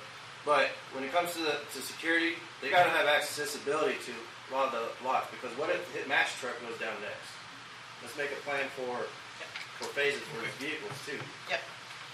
Well, I would say let's recommend to go ahead and approve at a certain amount, instead of putting out a dispatch and waiting, and then we can go ahead and approve the amount now, put the dispatch out, but he can start looking at the same time. Just to save the time. They need a new vehicle, and whether it's somebody that steps forward from the membership or he finds it out in the lot. Do we put out a dispatch just saying, hey, send us your cars, or we say amount right now, or we just give that, like, write that on a piece of paper and give it to Matt? Because if we say it right now, somebody's going to bring us a 1980 for $10,000. Well, we don't have to take it. We don't have to take it. I mean, Yeah. I mean, that's just Can we send, it takes everything a long time, and it's taken a long time to get to this point, and they're driving in the heat, and it's breaking down all the time. So I would rather, I mean, anybody from the fort can offer, but we can decline I will if it's too word it much. so people don't just start dropping off cars at the door. I'll make it clear. and it's possible someone may donate it. Yeah, it's true. We don't Possible. have to, so, Sure. but that's just my opinion to go ahead, Okay. but that's just mine, so. Any other? I guess 12,000 makes me nervous. I don't know about 10,000. I mean, that's fine. We just got to start somewhere. Yeah. Right? I make a motion to up to $10,000 And put out a dispatch. and put a dispatch. I'll second the motion. All in favor? Aye. Aye. Okay. Pro shop, proposal for restaurant. That sounds really big, it's not really restaurant at this point. Part of our vision going forward was to open something at the Creekside for Foodwise. Danny has been promoted, so to speak, to pro shop manager, and we tasked her with, coming up with something, and her idea would be to go small to start with, so we don't have to hire more people, and just work our way up from there. So her proposal is to start with hot dogs,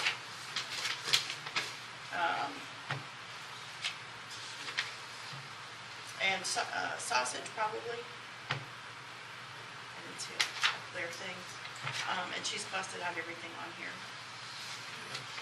It's more supplies and just it's really hot dogs. So she's looking at like from my understanding of like just a food bar set out there, self-serve, with the paper stuff, so we don't have to worry about a dishwasher and all that at this point, with hot dogs and snacks and all the condiments, and that would be the first step.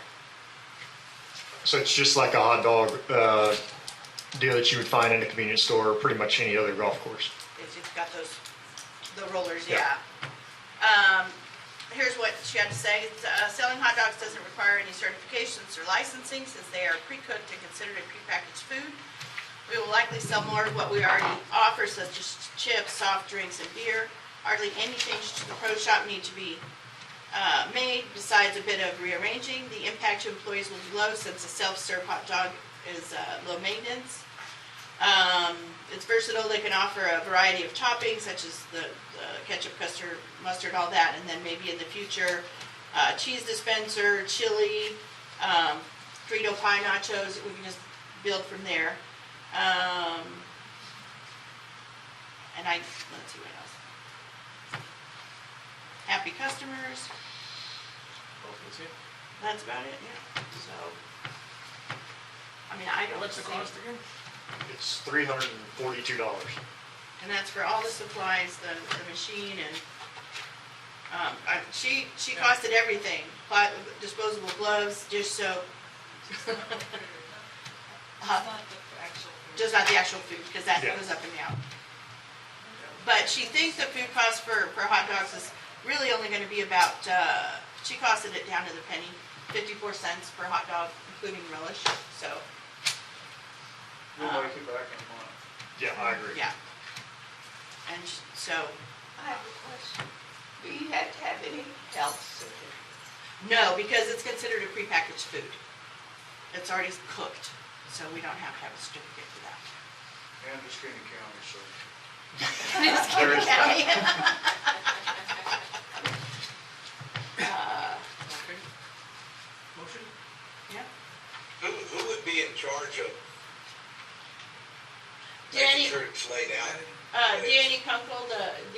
Pro shop manager. Okay. I make a motion that we pay up to $342 for hot dog items, supplies to be served at the golf club as soon as possible. I second the motion. Any more discussion? No? All in Excuse favor? me, did she say the money was $342, or I thought I heard $842? $342. For everything, including the machine? Yeah. Wow. You make it back in 2 weeks. Yeah. Motion? All in favor? Tony? Tony approved. I got all excited and closed my books up. Ice machine.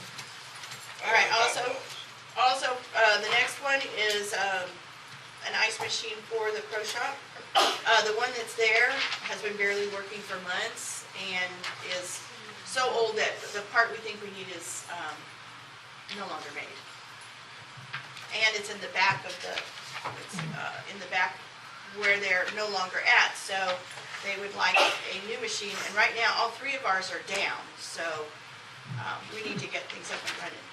That's what I was gonna mention. It's unfortunate we're in the current situation, but the machine for the motel has not been working.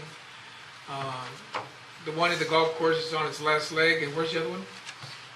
The motel. Oh, no, the bartender, at the bar. At Dickman, yeah. That one is sort of working now. They're Sort of on working. it, yeah, Okay. so, The one at the motel is not, we're not helping any of our visitors, right, or guests, because we don't have an ice machine at the motel? right, That's the current situation? that's a current situation. Are we working on getting it fixed? Yes,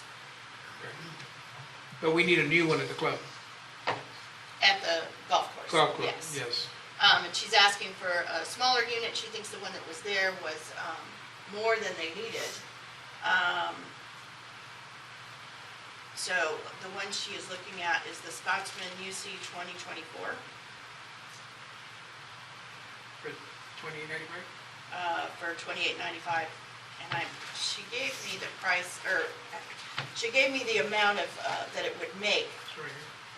Oh, was that right there? Thank you.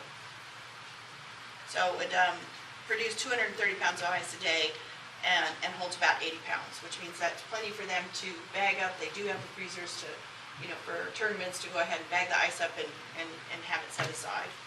And this is a small enough one, they could put it in the storage area closer to the creekside part. Okay, so what, in her notes here, she says, by filling bags of ice daily, we can store enough on busier days so that we have 2 extra freezers there that we can use for storage. Yeah, there's 2 chest freezers there. So they usually bag and then keep it in the freezer, especially for tournaments, they run through it. Or if one of the other ones goes down, they kind of go back and forth. They've been using Dickman's quite a bit. Excuse me, I'm not sure I heard right. Bill Herman again. Are you going to have the ice machine inside so that it's only accessible when Yes, the yeah. pro shop is open? Yes. Yes. In other words, Yeah, no, I not can't outside. run down there at 4 o'clock in the morning and grab some ice. Okay. Thank you. Excuse me, Katie Brown. Obviously, if it's an ice machine, it's gonna have to be hooked up to a water line, right? Do we have a filter system, a pre-filter system before the water goes into the ice maker now? Because There we is know one. how hard the water is, and who keeps track of the maintenance on the machine, changing those filters and? I've just found out recently, nobody. So we have somebody going around and has looked at them all and is ordering new filters, except I don't think for that one, because we have to decide this, so. So going forward, yeah, we either need to mark it and have whoever is, over that machine. Yeah, keep you an need to eye on have it. a good filter system on it. Yeah, otherwise the machines won't work. at all. Absolutely. Thank you. Thank you. As a member, I have a question while you're determining size. So in theory, when the pro shop is open, I could go out there and buy a bag of ice? Yes. We're saying that? That's the way it's been in the past. It has been? It's just not, well, it's publicized now, but it didn't used to I be never publicized. buy ice cream. Well, now that you just said that, we're gonna have to get the bigger one. I want to take it into consideration because I think all of us might like to go buy from the I podium. thought it was just for the golf club. No, they will sell it to the members. I have a problem with it ever going with the smallest one just because it's compact and this and that. I mean, looking Well, here, I did ask her if there was a bigger one. She didn't have a chance to get back to me. because you got this 2 foot wide one and the next one down it's only 22 inches wide, but it'll hold 150 pounds and it'll do 300 pounds a day. This first one's 230 pounds a day and only holds 80. So, I mean, in the event that people were coming and buying ice, it just, a little, and it has, I mean, on here, it has a little bit better warranty and it has diagnostic features and troubleshooting support, which could be beneficial. It says preservation mode maximizes uptime and notifies users of potential issues. So I don't know, it doesn't seem. She had mentioned that the other one is, didn't you just say that she mentioned that the one she had was way too big? The one they had there was overly. Right, they bought but too it big was for- at 500 pounds, I think, is what Oh. the old one was. And I think she's been trying to keep all the costs down, too, when I talked to her. But The ice machine that's over there now that's broken was bought by a golf committee years ago. And it's gone, it's Yeah, dead. It's a big one, but now, from what I understand from other people, I don't know for a fact, but that the fort was also using it for the bar. The bar would come get ice. and then the bar got one. Yeah, and then the past golf committee didn't like that. I don't care one way or the other. But there's plenty of room right there. So I went back there and looked, and back there in the old kitchen there beside the sink there, plenty of room for a big ice machine, water right there, drain right there, no problems. Okay. I think the issue would be. I'd go bigger. Yeah, I'd go Yeah. bigger. I'm thinking we gotta go bigger because if what I'm hearing is that we have a problem in the hotel, we have potential members that might wanna buy ice. If the hotel one went down and the bar one, didn't work or whatever, then now the golf course is gonna get assaulted. And now all that pressure is gonna get put on, the golf course. And That's fine. for $1,000 extra, you're looking at a lot more features, a better warranty, and it holds 90% more ice. Yeah, as long as they're bagging it up and keep those chest freezers done, if anybody else runs short, then they can just come there and get it, or, I don't know if they need to pay the pro shop or whatever, I don't care. But as far as anybody buying ice back there, I don't know why they would, because they're not supposed to bring in drinks anyway. And if they buy the drinks, they get free ice. Right. So, I don't know. But just a member that wants, to have a Yeah. party at Yeah. home and wants a bag of ice. Right, but as far as golfers go, they Right. never buy ice. Yeah. But it's a good idea to get a bigger one, like you say, John, because if the freezer's filled with bags of ice and the one goes down at the bar, you have a problem, your problem solved. I go bigger. Sorry, I don't have a question, I have a clarity question. You're saying that you already, Joanne Gordon, you're saying you already have a system in place for the one that's at the motel, right? That's not working? There's There's a a- system in place. There's already something that's being worked on, like that one's being taken care of.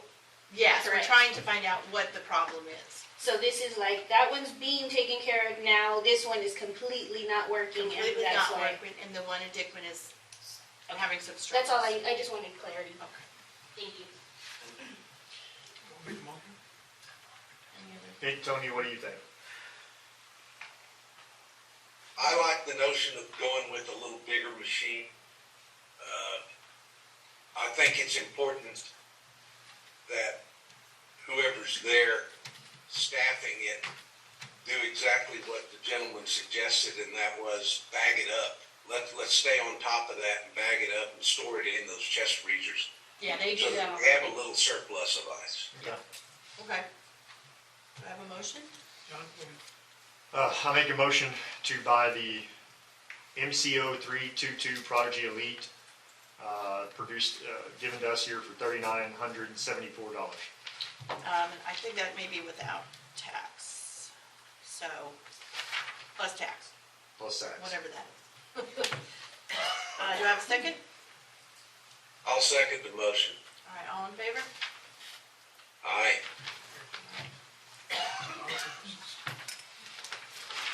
Spend it like we got it. I feel like Tim Allen though, you know. So, More power. Sorry, that was really bad, I'm sorry. All right, our pool. Did that get printed, no. the pool rules? Let me pull them up. There's been a lot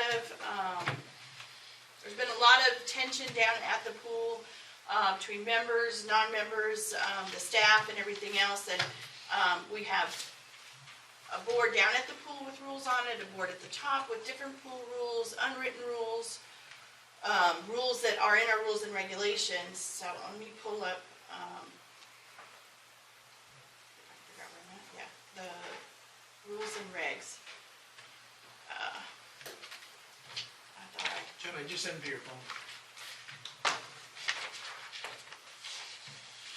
You just send them up on, is that what you said? the blue ones. The blue ones. What are the ones without the pool? The one down by the pool is the closest to our original. I'm sorry, I thought I had it printed out. So I would like to see us, my opinion is to see us, for one, roll back a bunch of this and go back to our original that, you know, is part of our governing documents. And that's, so what y'all just sent me is not what's right here? Is that the one down at the pool? Yes, yeah, this is by the That shack. one's close. By the shack. That one's close. Our original rules are, you don't run in the pool, use any type of glassware, cutoffs or long pants. I'm not sure why anybody cares about that, but engage in pushing or horseplay, throw any objects other than beach balls or frisbees, leave any children younger than 12 without adult, allow children in diapers, swim in the spring, creek, or diversion spillway, don't litter or throw trash, use profanity or loud music, have beverages within 10 feet of the pool, which is another one I'm not sure about, have illegal substances, and you can't have your bicycles or skateboards or rollerblades. And those are our rules. Those are the basic rules.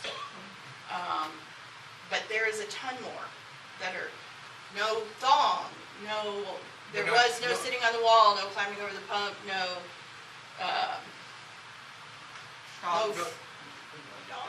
dogs are up above in a different section, sorry, yeah. In that area, there's no dogs. Yeah, section 7 has the no dogs, where dogs are prohibited from the swim park area within the following boundaries. How about no news from Well, you know, personal preference. So there's just been a lot of contention of like no cornhole. Yes, cornhole, but only in this place, only in that place, and it really comes back to just basic. If you're annoying everybody else, stop doing it.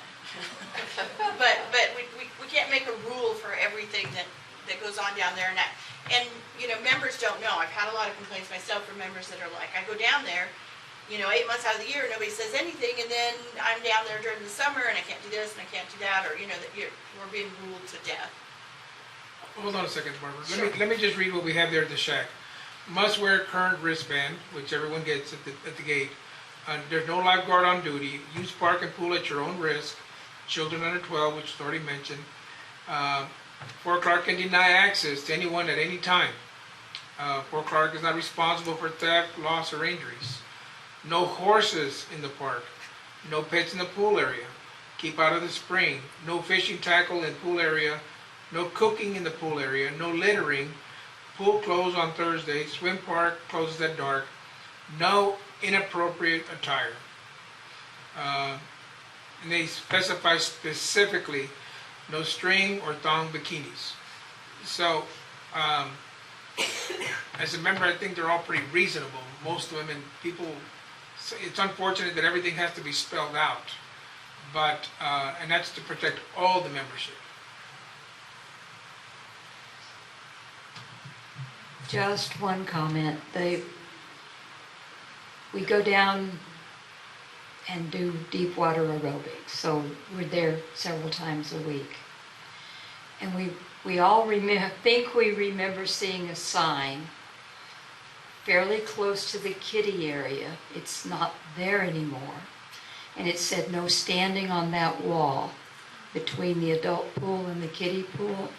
And that may sound trivial, but it's slick. And we are terrified because we see the kids running back and forth on it. And we all tell them to get off, because all it takes is a slip, and we're going to have a child permanently injured, if not dead. So that was the only thing about signs that I think is really important, is not to stand on that slippery wall. You would think that parents would know better, but the parents don't necessarily get in the pool, and so they don't know that it's slippery. Just a note. Thank you. And to just clarify some of that, they were also, and it's not happening now, but they were not letting them go over it, sit on it. You know, there was a lot of, and this is just my opinion. We have attendants down there, and we're asking them they're young, and we're asking them to act like lifeguards, which puts us in a liability situation. Because I've had members that don't understand they're not lifeguards. And if somebody gets in there and drowns and they're not saved, or you know, they don't know how to help them, we're going to be liable, because they're going to be like, well, I thought I was safe, even though the sign says no lifeguard. You know, so my opinion is that, you know, I think we need to go back to our basic rules, and change how we have them work down there. I mean, we're all adults. People are going to do stupid things, and people are going to get hurt.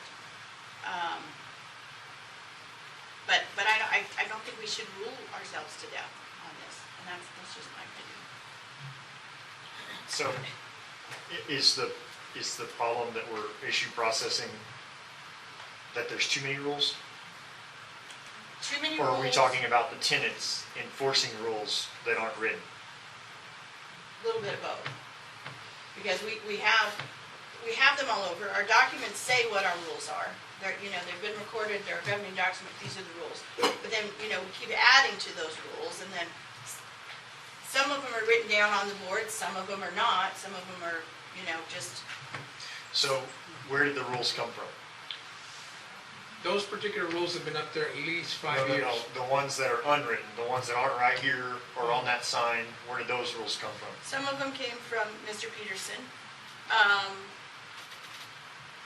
which is, you know, worrying about liability.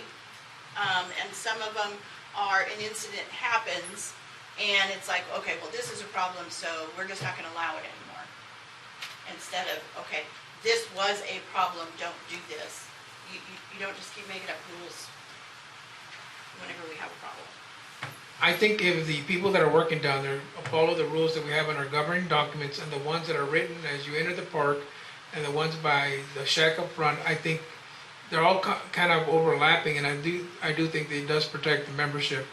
The cornhole thing, and I mean, you know, if there's 1,000 people there, it's pretty disrespectful to be throwing cornhole in the front of other people's faces. I mean, they will be asked to be moved to another location, of course. But if no one's down there and they're playing cornhole, that seems pretty reasonable. I mean, if there's 6 people and people are playing cornhole and there's no one else down there, well, that seems okay. You know, they can play by ear.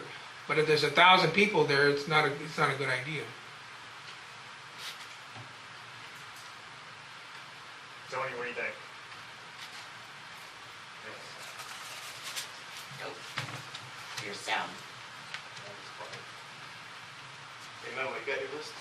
We need to be simple yet consistent. If we have rules that are not written, that's not going to work. We need to have, and I don't know what, if we're prepared to solidify those rules today without getting a solid list. These are the rules. So I certainly don't like the notion of having to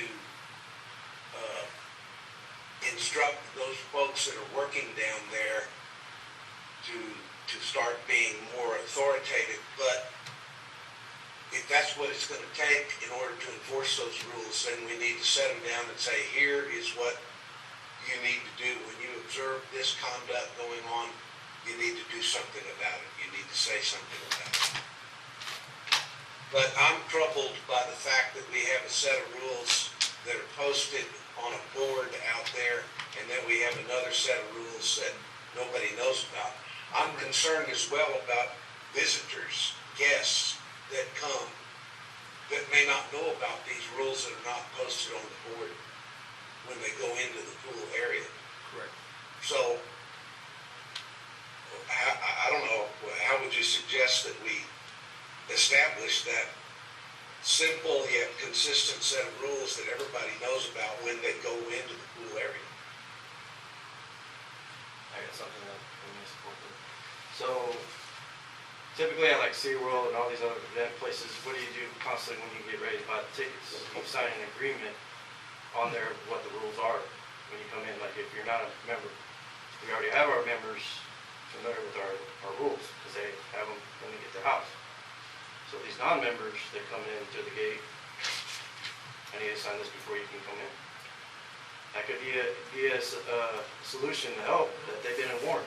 Because didn't you on your list say that the fort has the authority to kick them or remove them? Yes. Okay, so we already have that in place, but is that in there? Because then it would have to be in our rules, in our documents, right? What would have to be in our The one that the fort has authority to Deny access. deny access and everything. If we got that involved, then that's your bread and butter. Because who's out the time that goes down there to clear them out? It's Matt or the security team. They're the ones that have to ask them to leave, or someone that's representation of the fort. But if you were to just with mainly the ones that don't know our rules, you might as well show them in the face before they enter in the property, which is at that checkpoint. But I don't know what your alternatives on the other side, if they park over there near, closer to the front. They still got to pay. We Yeah. still have to go through the same place. They need Okay. the wristband. So that's what I would suggest, because that's what most locations, yeah, a lot of copies. Well, Or we you can do can set it it on a tablet. electronically. We can put it on a tablet Yeah, you or can get a something tablet. like that. Yeah. And then just have them sign it. Well, I think some of the other problem, Richard, too, is that we're talking about capacity changing the rules. So if there's 6 people down there and they're playing cornhole and it's midnight, nobody cares. But all of a sudden it's noon and there's 600 people, all of a sudden now it matters. So how do you regulate that? You know what I mean? Like Well, that's why you have obviously to do there's decency simple, that we yeah, simple basic rules, and then the rest is common sense. You know? There's always a senior. So establish it as if I'm taking my family. I'm the one that signed that, so I'm the one responsible for who's ever in my party. So if I was the one that signed this and agreed to it, they're gonna come and pull that up and say, well, you agreed to this rule here. You gotta take your whole party off the property. Because that's how you force it. You just get whoever's the driver or the senior member, the senior adult. I think it's a great idea, but we're trying to minimize some of the stuff, but if we do that, we're increasing it, so. But I think that's a good idea too. I mean, the thing is, we can't legislate good manners, that's the problem. And if people are rude and obnoxious, either they're playing loud music, I've heard people cursing down there when, it really gets under my skin when there's 4, 5, 6-year-old kids in the kiddie pool and people are talking like they're at the Alibi. You know, it's just not the same. But how do you legislate that? It's not You know? really. But if you can't curse down there, then we can ask them to leave. Well, I don't think we need to have our folks that are working down there have to exercise any discretion. These are the rules. Enforce those rules. Correct. I don't want to put the burden on our folks that are working there to have to make that discretionary decision. Yeah. That's my concern too, Tony, is that you have these young men that may go up to, say, 40-year-old male and try to tell him what to do. How do you think that's going to go? And they're not trained in de-escalation tactics or anything like that. So, you know, it's a tough situation. You know, if everybody was cordial, it wouldn't be a big deal. But unfortunately, that's not what And we're they're doing. drinking, forget it. Bill Harmon again, just a thought or a question. People in the motel have access to the pool, is that correct? Correct. I think you ought to have a posting of the rules of the swim park in every room. It'd be inexpensive. Yeah. Yeah. Yeah. Is that the same for the RV park? Yeah.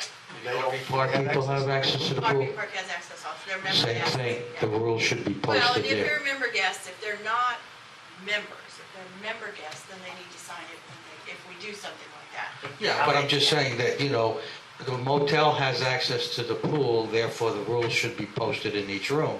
If the RV people have access to the pool, then it should be posted in the day room or someplace over there.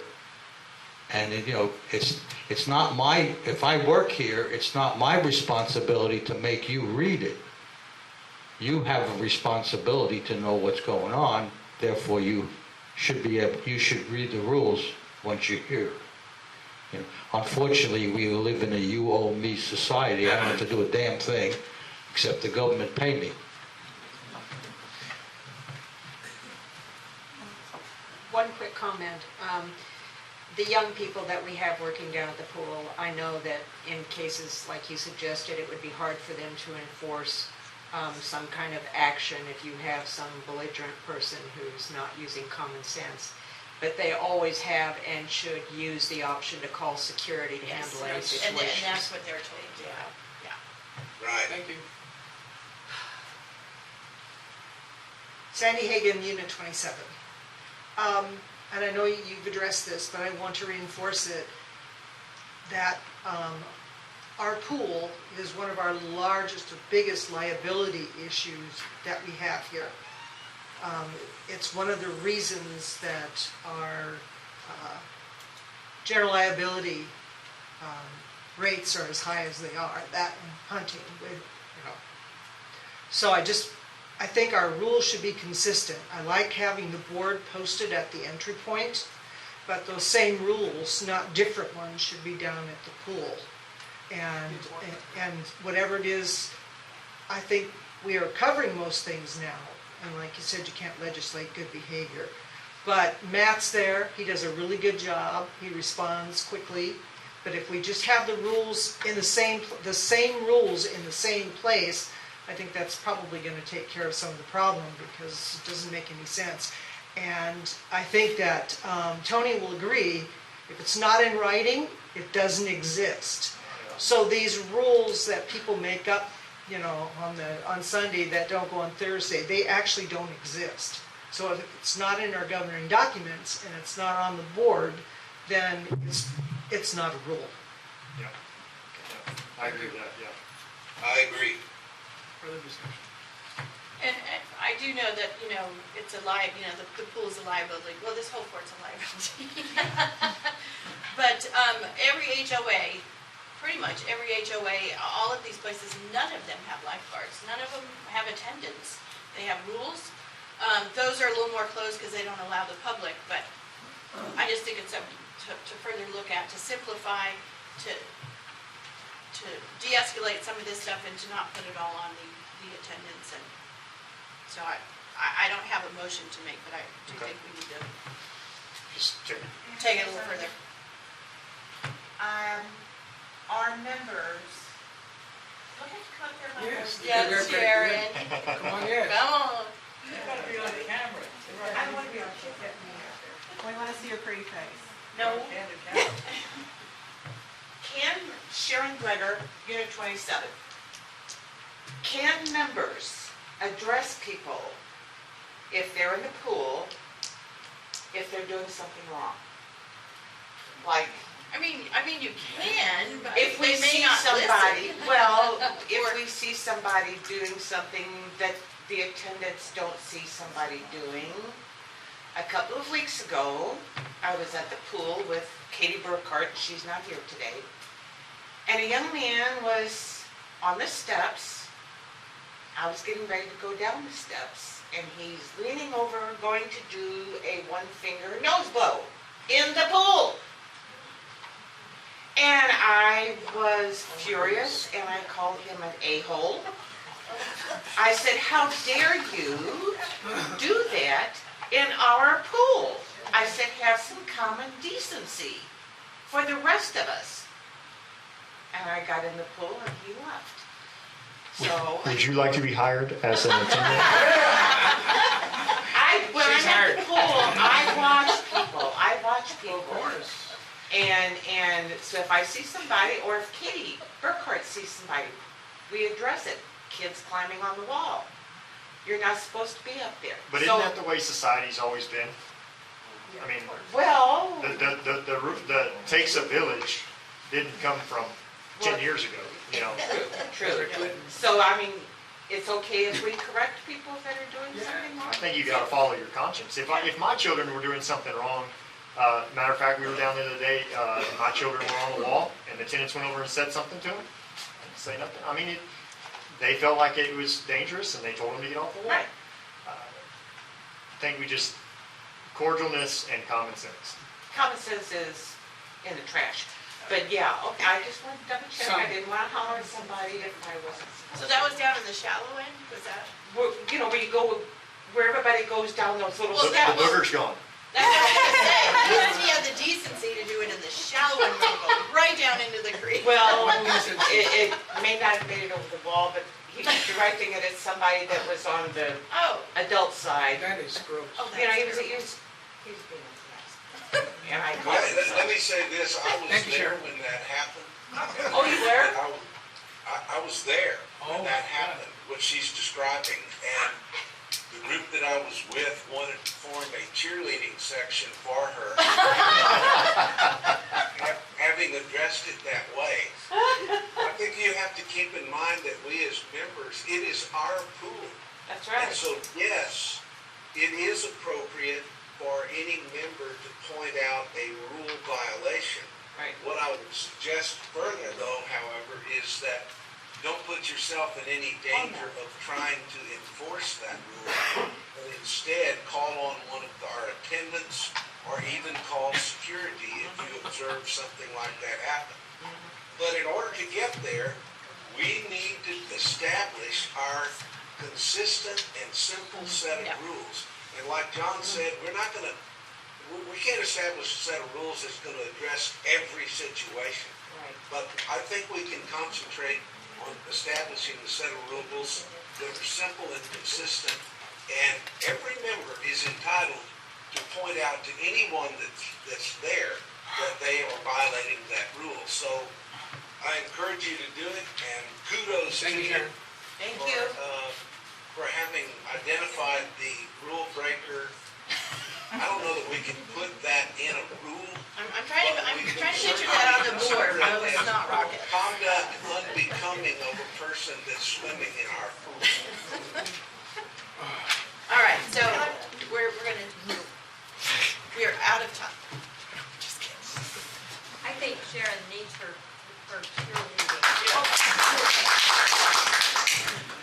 Okay, on that point, sort of, as members that are going to be, say, enforcing and not enforcing, can we also please set the example when we get our rules straight, streamlined? We as members have to follow the rules. We are not an exception. No matter how much we all want to be. If we set the example, visitors will follow, please. Perfect. All right, item number 11, consider approval of a variance in unit 27. I think, did I get all of them?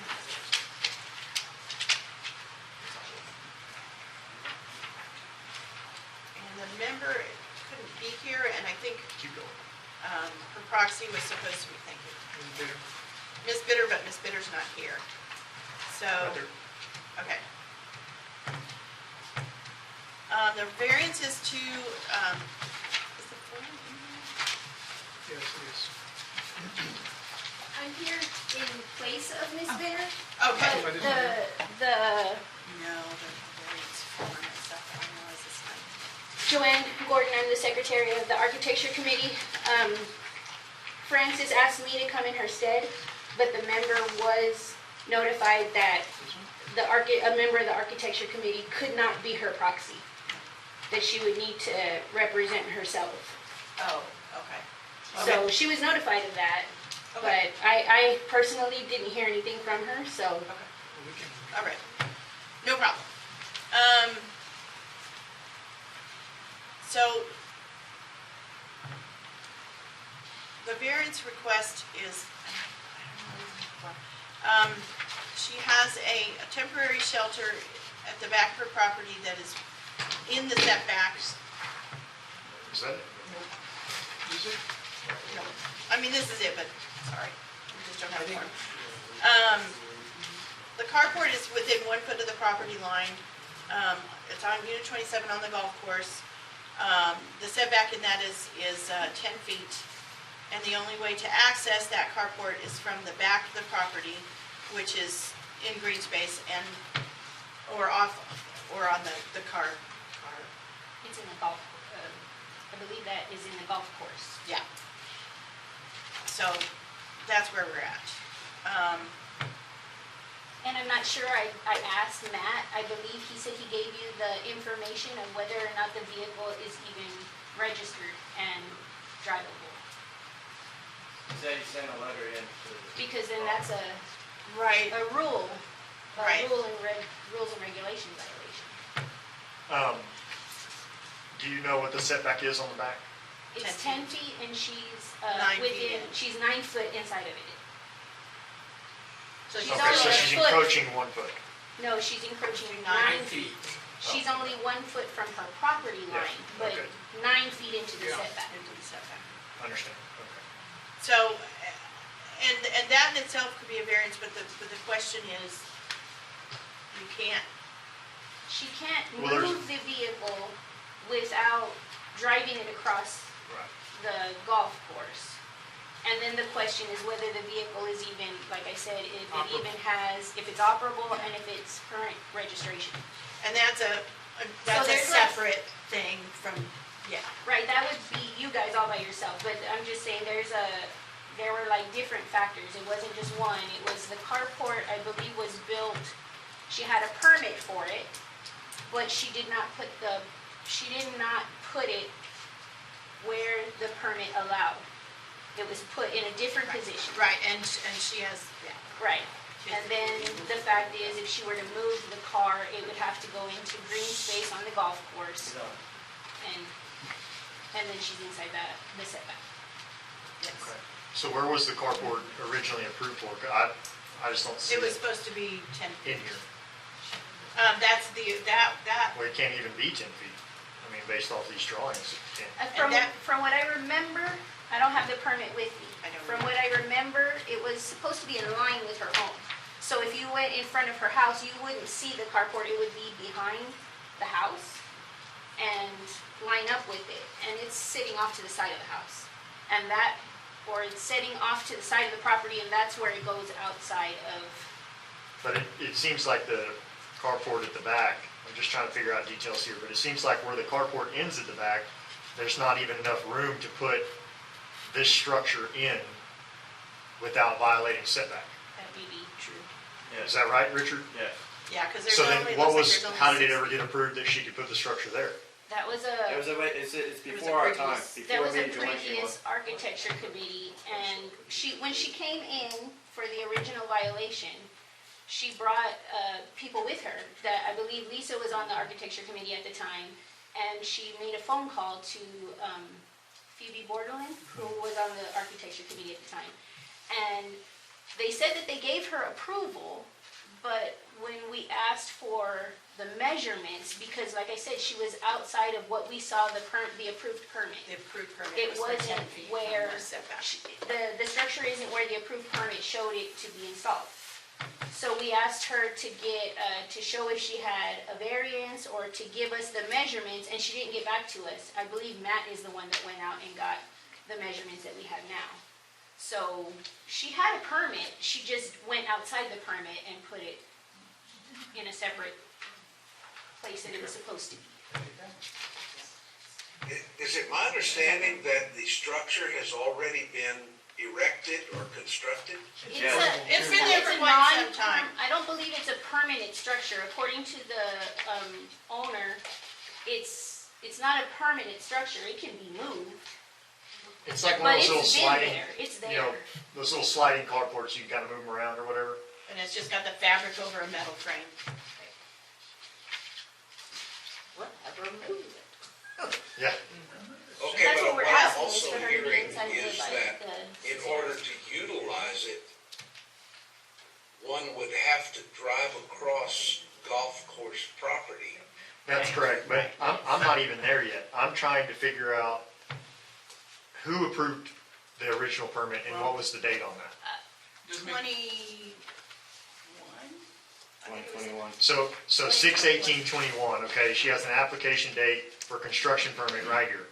And in the notes, it says brief description of permit request. The addition of the carport enclosed, picture attached, is 10 by 15 gray mesh eggshell metal carport. But when I go back and look at the picture, and then that presumably was approved. When I look at the picture, there's no way for that to be installed at the back of her house without violating setback. But it was approved. So somebody got their math mixed up and approved it, correct? And I wasn't on the committee at that time. I think maybe Joe Alactus was on the committee, I'm not sure. No, I wasn't on the. Maybe Francis Bitter. Maybe those are the Francis only was two. on there. Those may be the only two You members. see where I'm going with this, I Tony? think what We have two happened- problems. We got I two mean, problems. before we even get to what I mentioned, it is violating setback rules. Yeah, but it was approved. But it by was, the architectural but it was committee. approved, I just can't, I Right, wasn't and the in the drawings- approved one, so I can't tell you. Yeah, give the you drawing information on that. on the original permit showed that it fit. So I think the problem was. So if we had the original permit, that would help. Yeah, to understand what's. It's in violation now, so we just need to I move mean, forward yeah, with it's what in- we. yeah. we need to move Well, forward. am I correct in that the architectural committee merely makes recommendations to the board to approve? No, only for a variance. Only a variance, yeah. Oh, For- only for for just a We regular didn't, we didn't give a recommendation either way, we're just saying it's outside of our purview, so we let her know that she needed to come and ask for a variance with the board. We're just giving the information, the facts, for you to make your decision. We didn't recommend or not recommend. So this, what I'm going to read one sentence. This is Joe Alactus. I'm also on the architecture committee. Read one sentence from the permit. The original? You or- have the permit? I mean. Now I have, this is just what she signed. It says, I certify the information provided on this application is true and correct, and that I've read and understand and will comply with the CC&Rs applicable to my unit. Yeah, That I mean, helps, we're not, okay. yeah. It's already. It's in violation, she's paid the fine. So, you know, we just need to remedy the situation, whether it's a variance or removal or however it goes. I mean, that's where we're at this point. I have some other things to say, but finish what you're going to do. Is it about this, Yes, this variance? about the variance. The discussions on that. About variances. Well, Oh. that's another. That's another, Well, it has to be discussed. not necessarily today. All right, you say what you're going to say, and then I'll get up and say what I'm going to say. Well, Joe, right now, we're gonna decide whether we're gonna approve the variance or tell them to remove the vehicle. That's what we're gonna decide right now. We're not gonna discuss the history of variances, present, past, or future. That's, the variance, every variance, it's got its own individual thing. I have a quick question. So she was permitted to do one thing and did something else, is that correct? That's what it appears. Basically, yes, I think that's what happened. So, that is not an uncommon occurrence over the years. So, yes, and that's been taken care of. We just are now at this point. And we're not here to, Rehash the past. you know, and vilify somebody that's not here at the moment. You know, we're just talking about whether we're gonna allow a variance or not. So, And I'm only asking questions because I'm just trying to understand the situation. I No, did go look at it this morning, so I understand where it's sitting and the ingress egress problem. I get all that, but I'm just trying to figure out where we were at in procedure. So the other thing that I want to say is about variances. The board gives out too many variances. okay, we're not gonna do that right now, Joe. But it has to do with this, what we're talking You about. don't even know what we're doing. We haven't made up our mind yet. I only have one more comment. If it was, excuse me, common area where the ingress, egress had to be, I wouldn't see a problem with that, but you're talking the golf course. Right, Yeah. right. No. Yeah. No, you're correct. I mean, there's a lot more behind this, but I'm not gonna discuss, her personal, this vehicle is, her son is supposed to take it. It was her husband's. So there's just history behind that. So I don't want to ascribe any motives to what happened. We just need to decide what to do going forward. And the biggest issue, you could allow us, into the setback for a building. I mean, if it was storage, we could allow that, but, and she isn't taking it in and out. I do know that. I think my suggestion would be to allot a certain amount of time for her to move the vehicle. And the storage has to come down as well, right? The cover?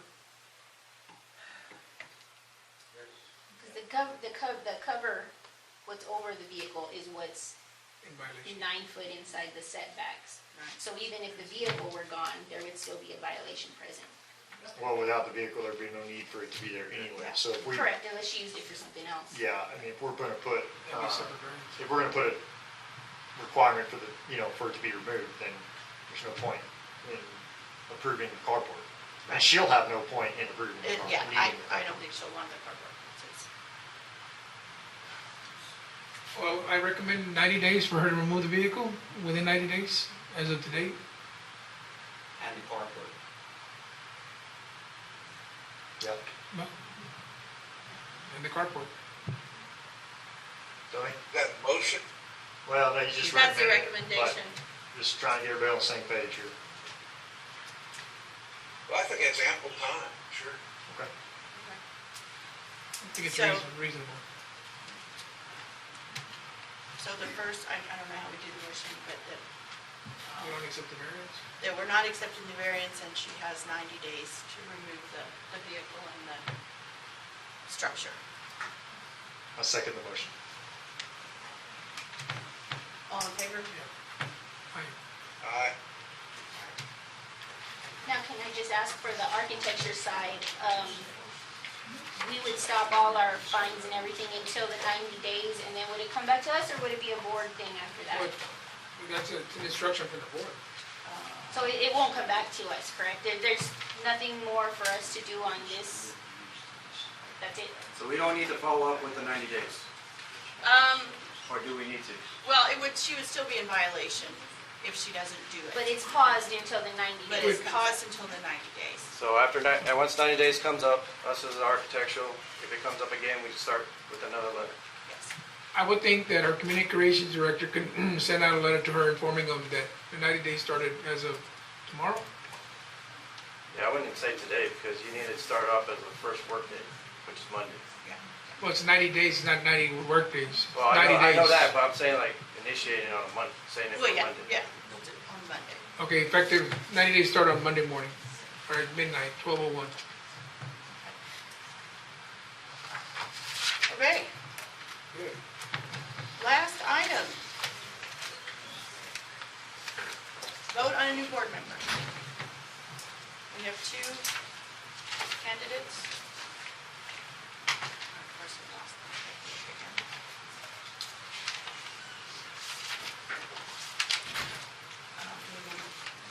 Read these out, or, everybody's had a chance to read them. Does anybody have any questions or concerns? The two candidates are Sandy Hagan and Jason Long. It's amusing, all right. I want to point out that if this vacancy is filled today, it is only until the annual meeting in March. So there's approximately 7 months left.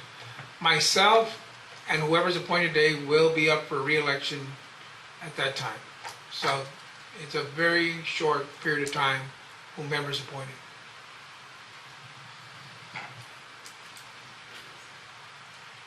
No, I guess if anybody wants to make a motion. Do we want to discuss it any further?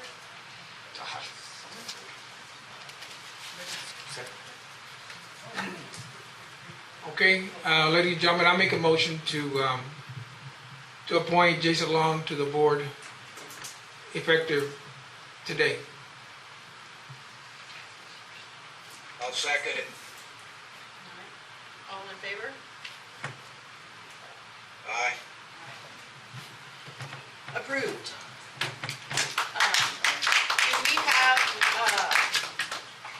Do we have to swear in? Yes. Memos One, pro. one again? Memos. I can read.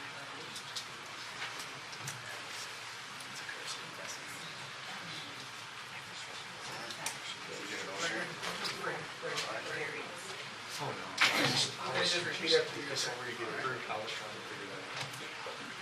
With I, and say your name. I, I, Jason Long, Jason Long, do solemnly swear do solemnly swear that I will uphold and support, that I will uphold that I will uphold and support the declarations of protective restrictions, the declarations of protective restrictions, bylaws and regulations bylaws and regulations governing the administration governing the administration of Fort Clark Springs. of Fort Clark Springs. I further swear I further swear that I will represent the interests will represent the interests of the membership of the membership to the best of my to the ability. best of my abilities. So help me God. So help me God. Thank you. All right. All right. Very good.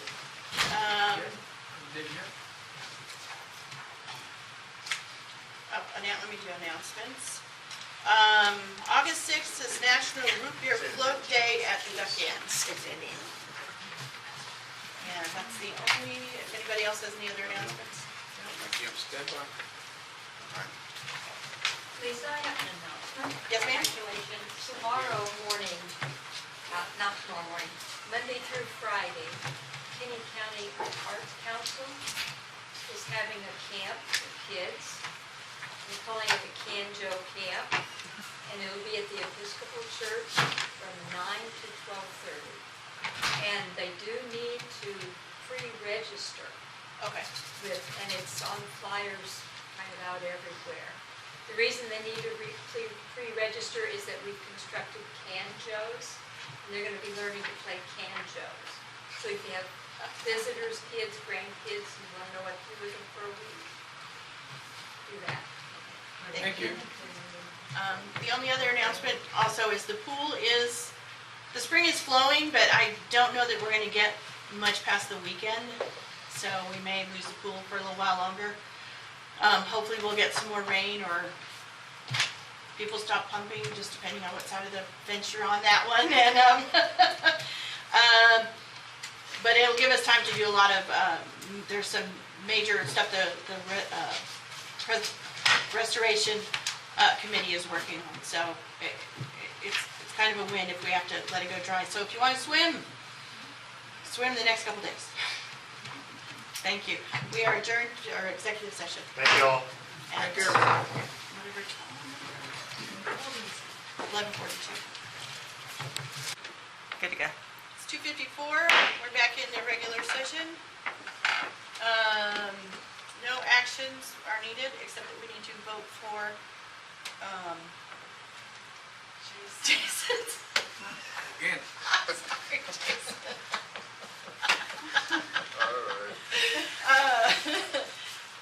Do we have a motion? Get it together. I'll make a motion to appoint Jason Long to treasurer position on the board. I second it. All in favor? Unanimous? Get back on now. Passes. The only thing is there'll be a special meeting on August 4th. Details to follow.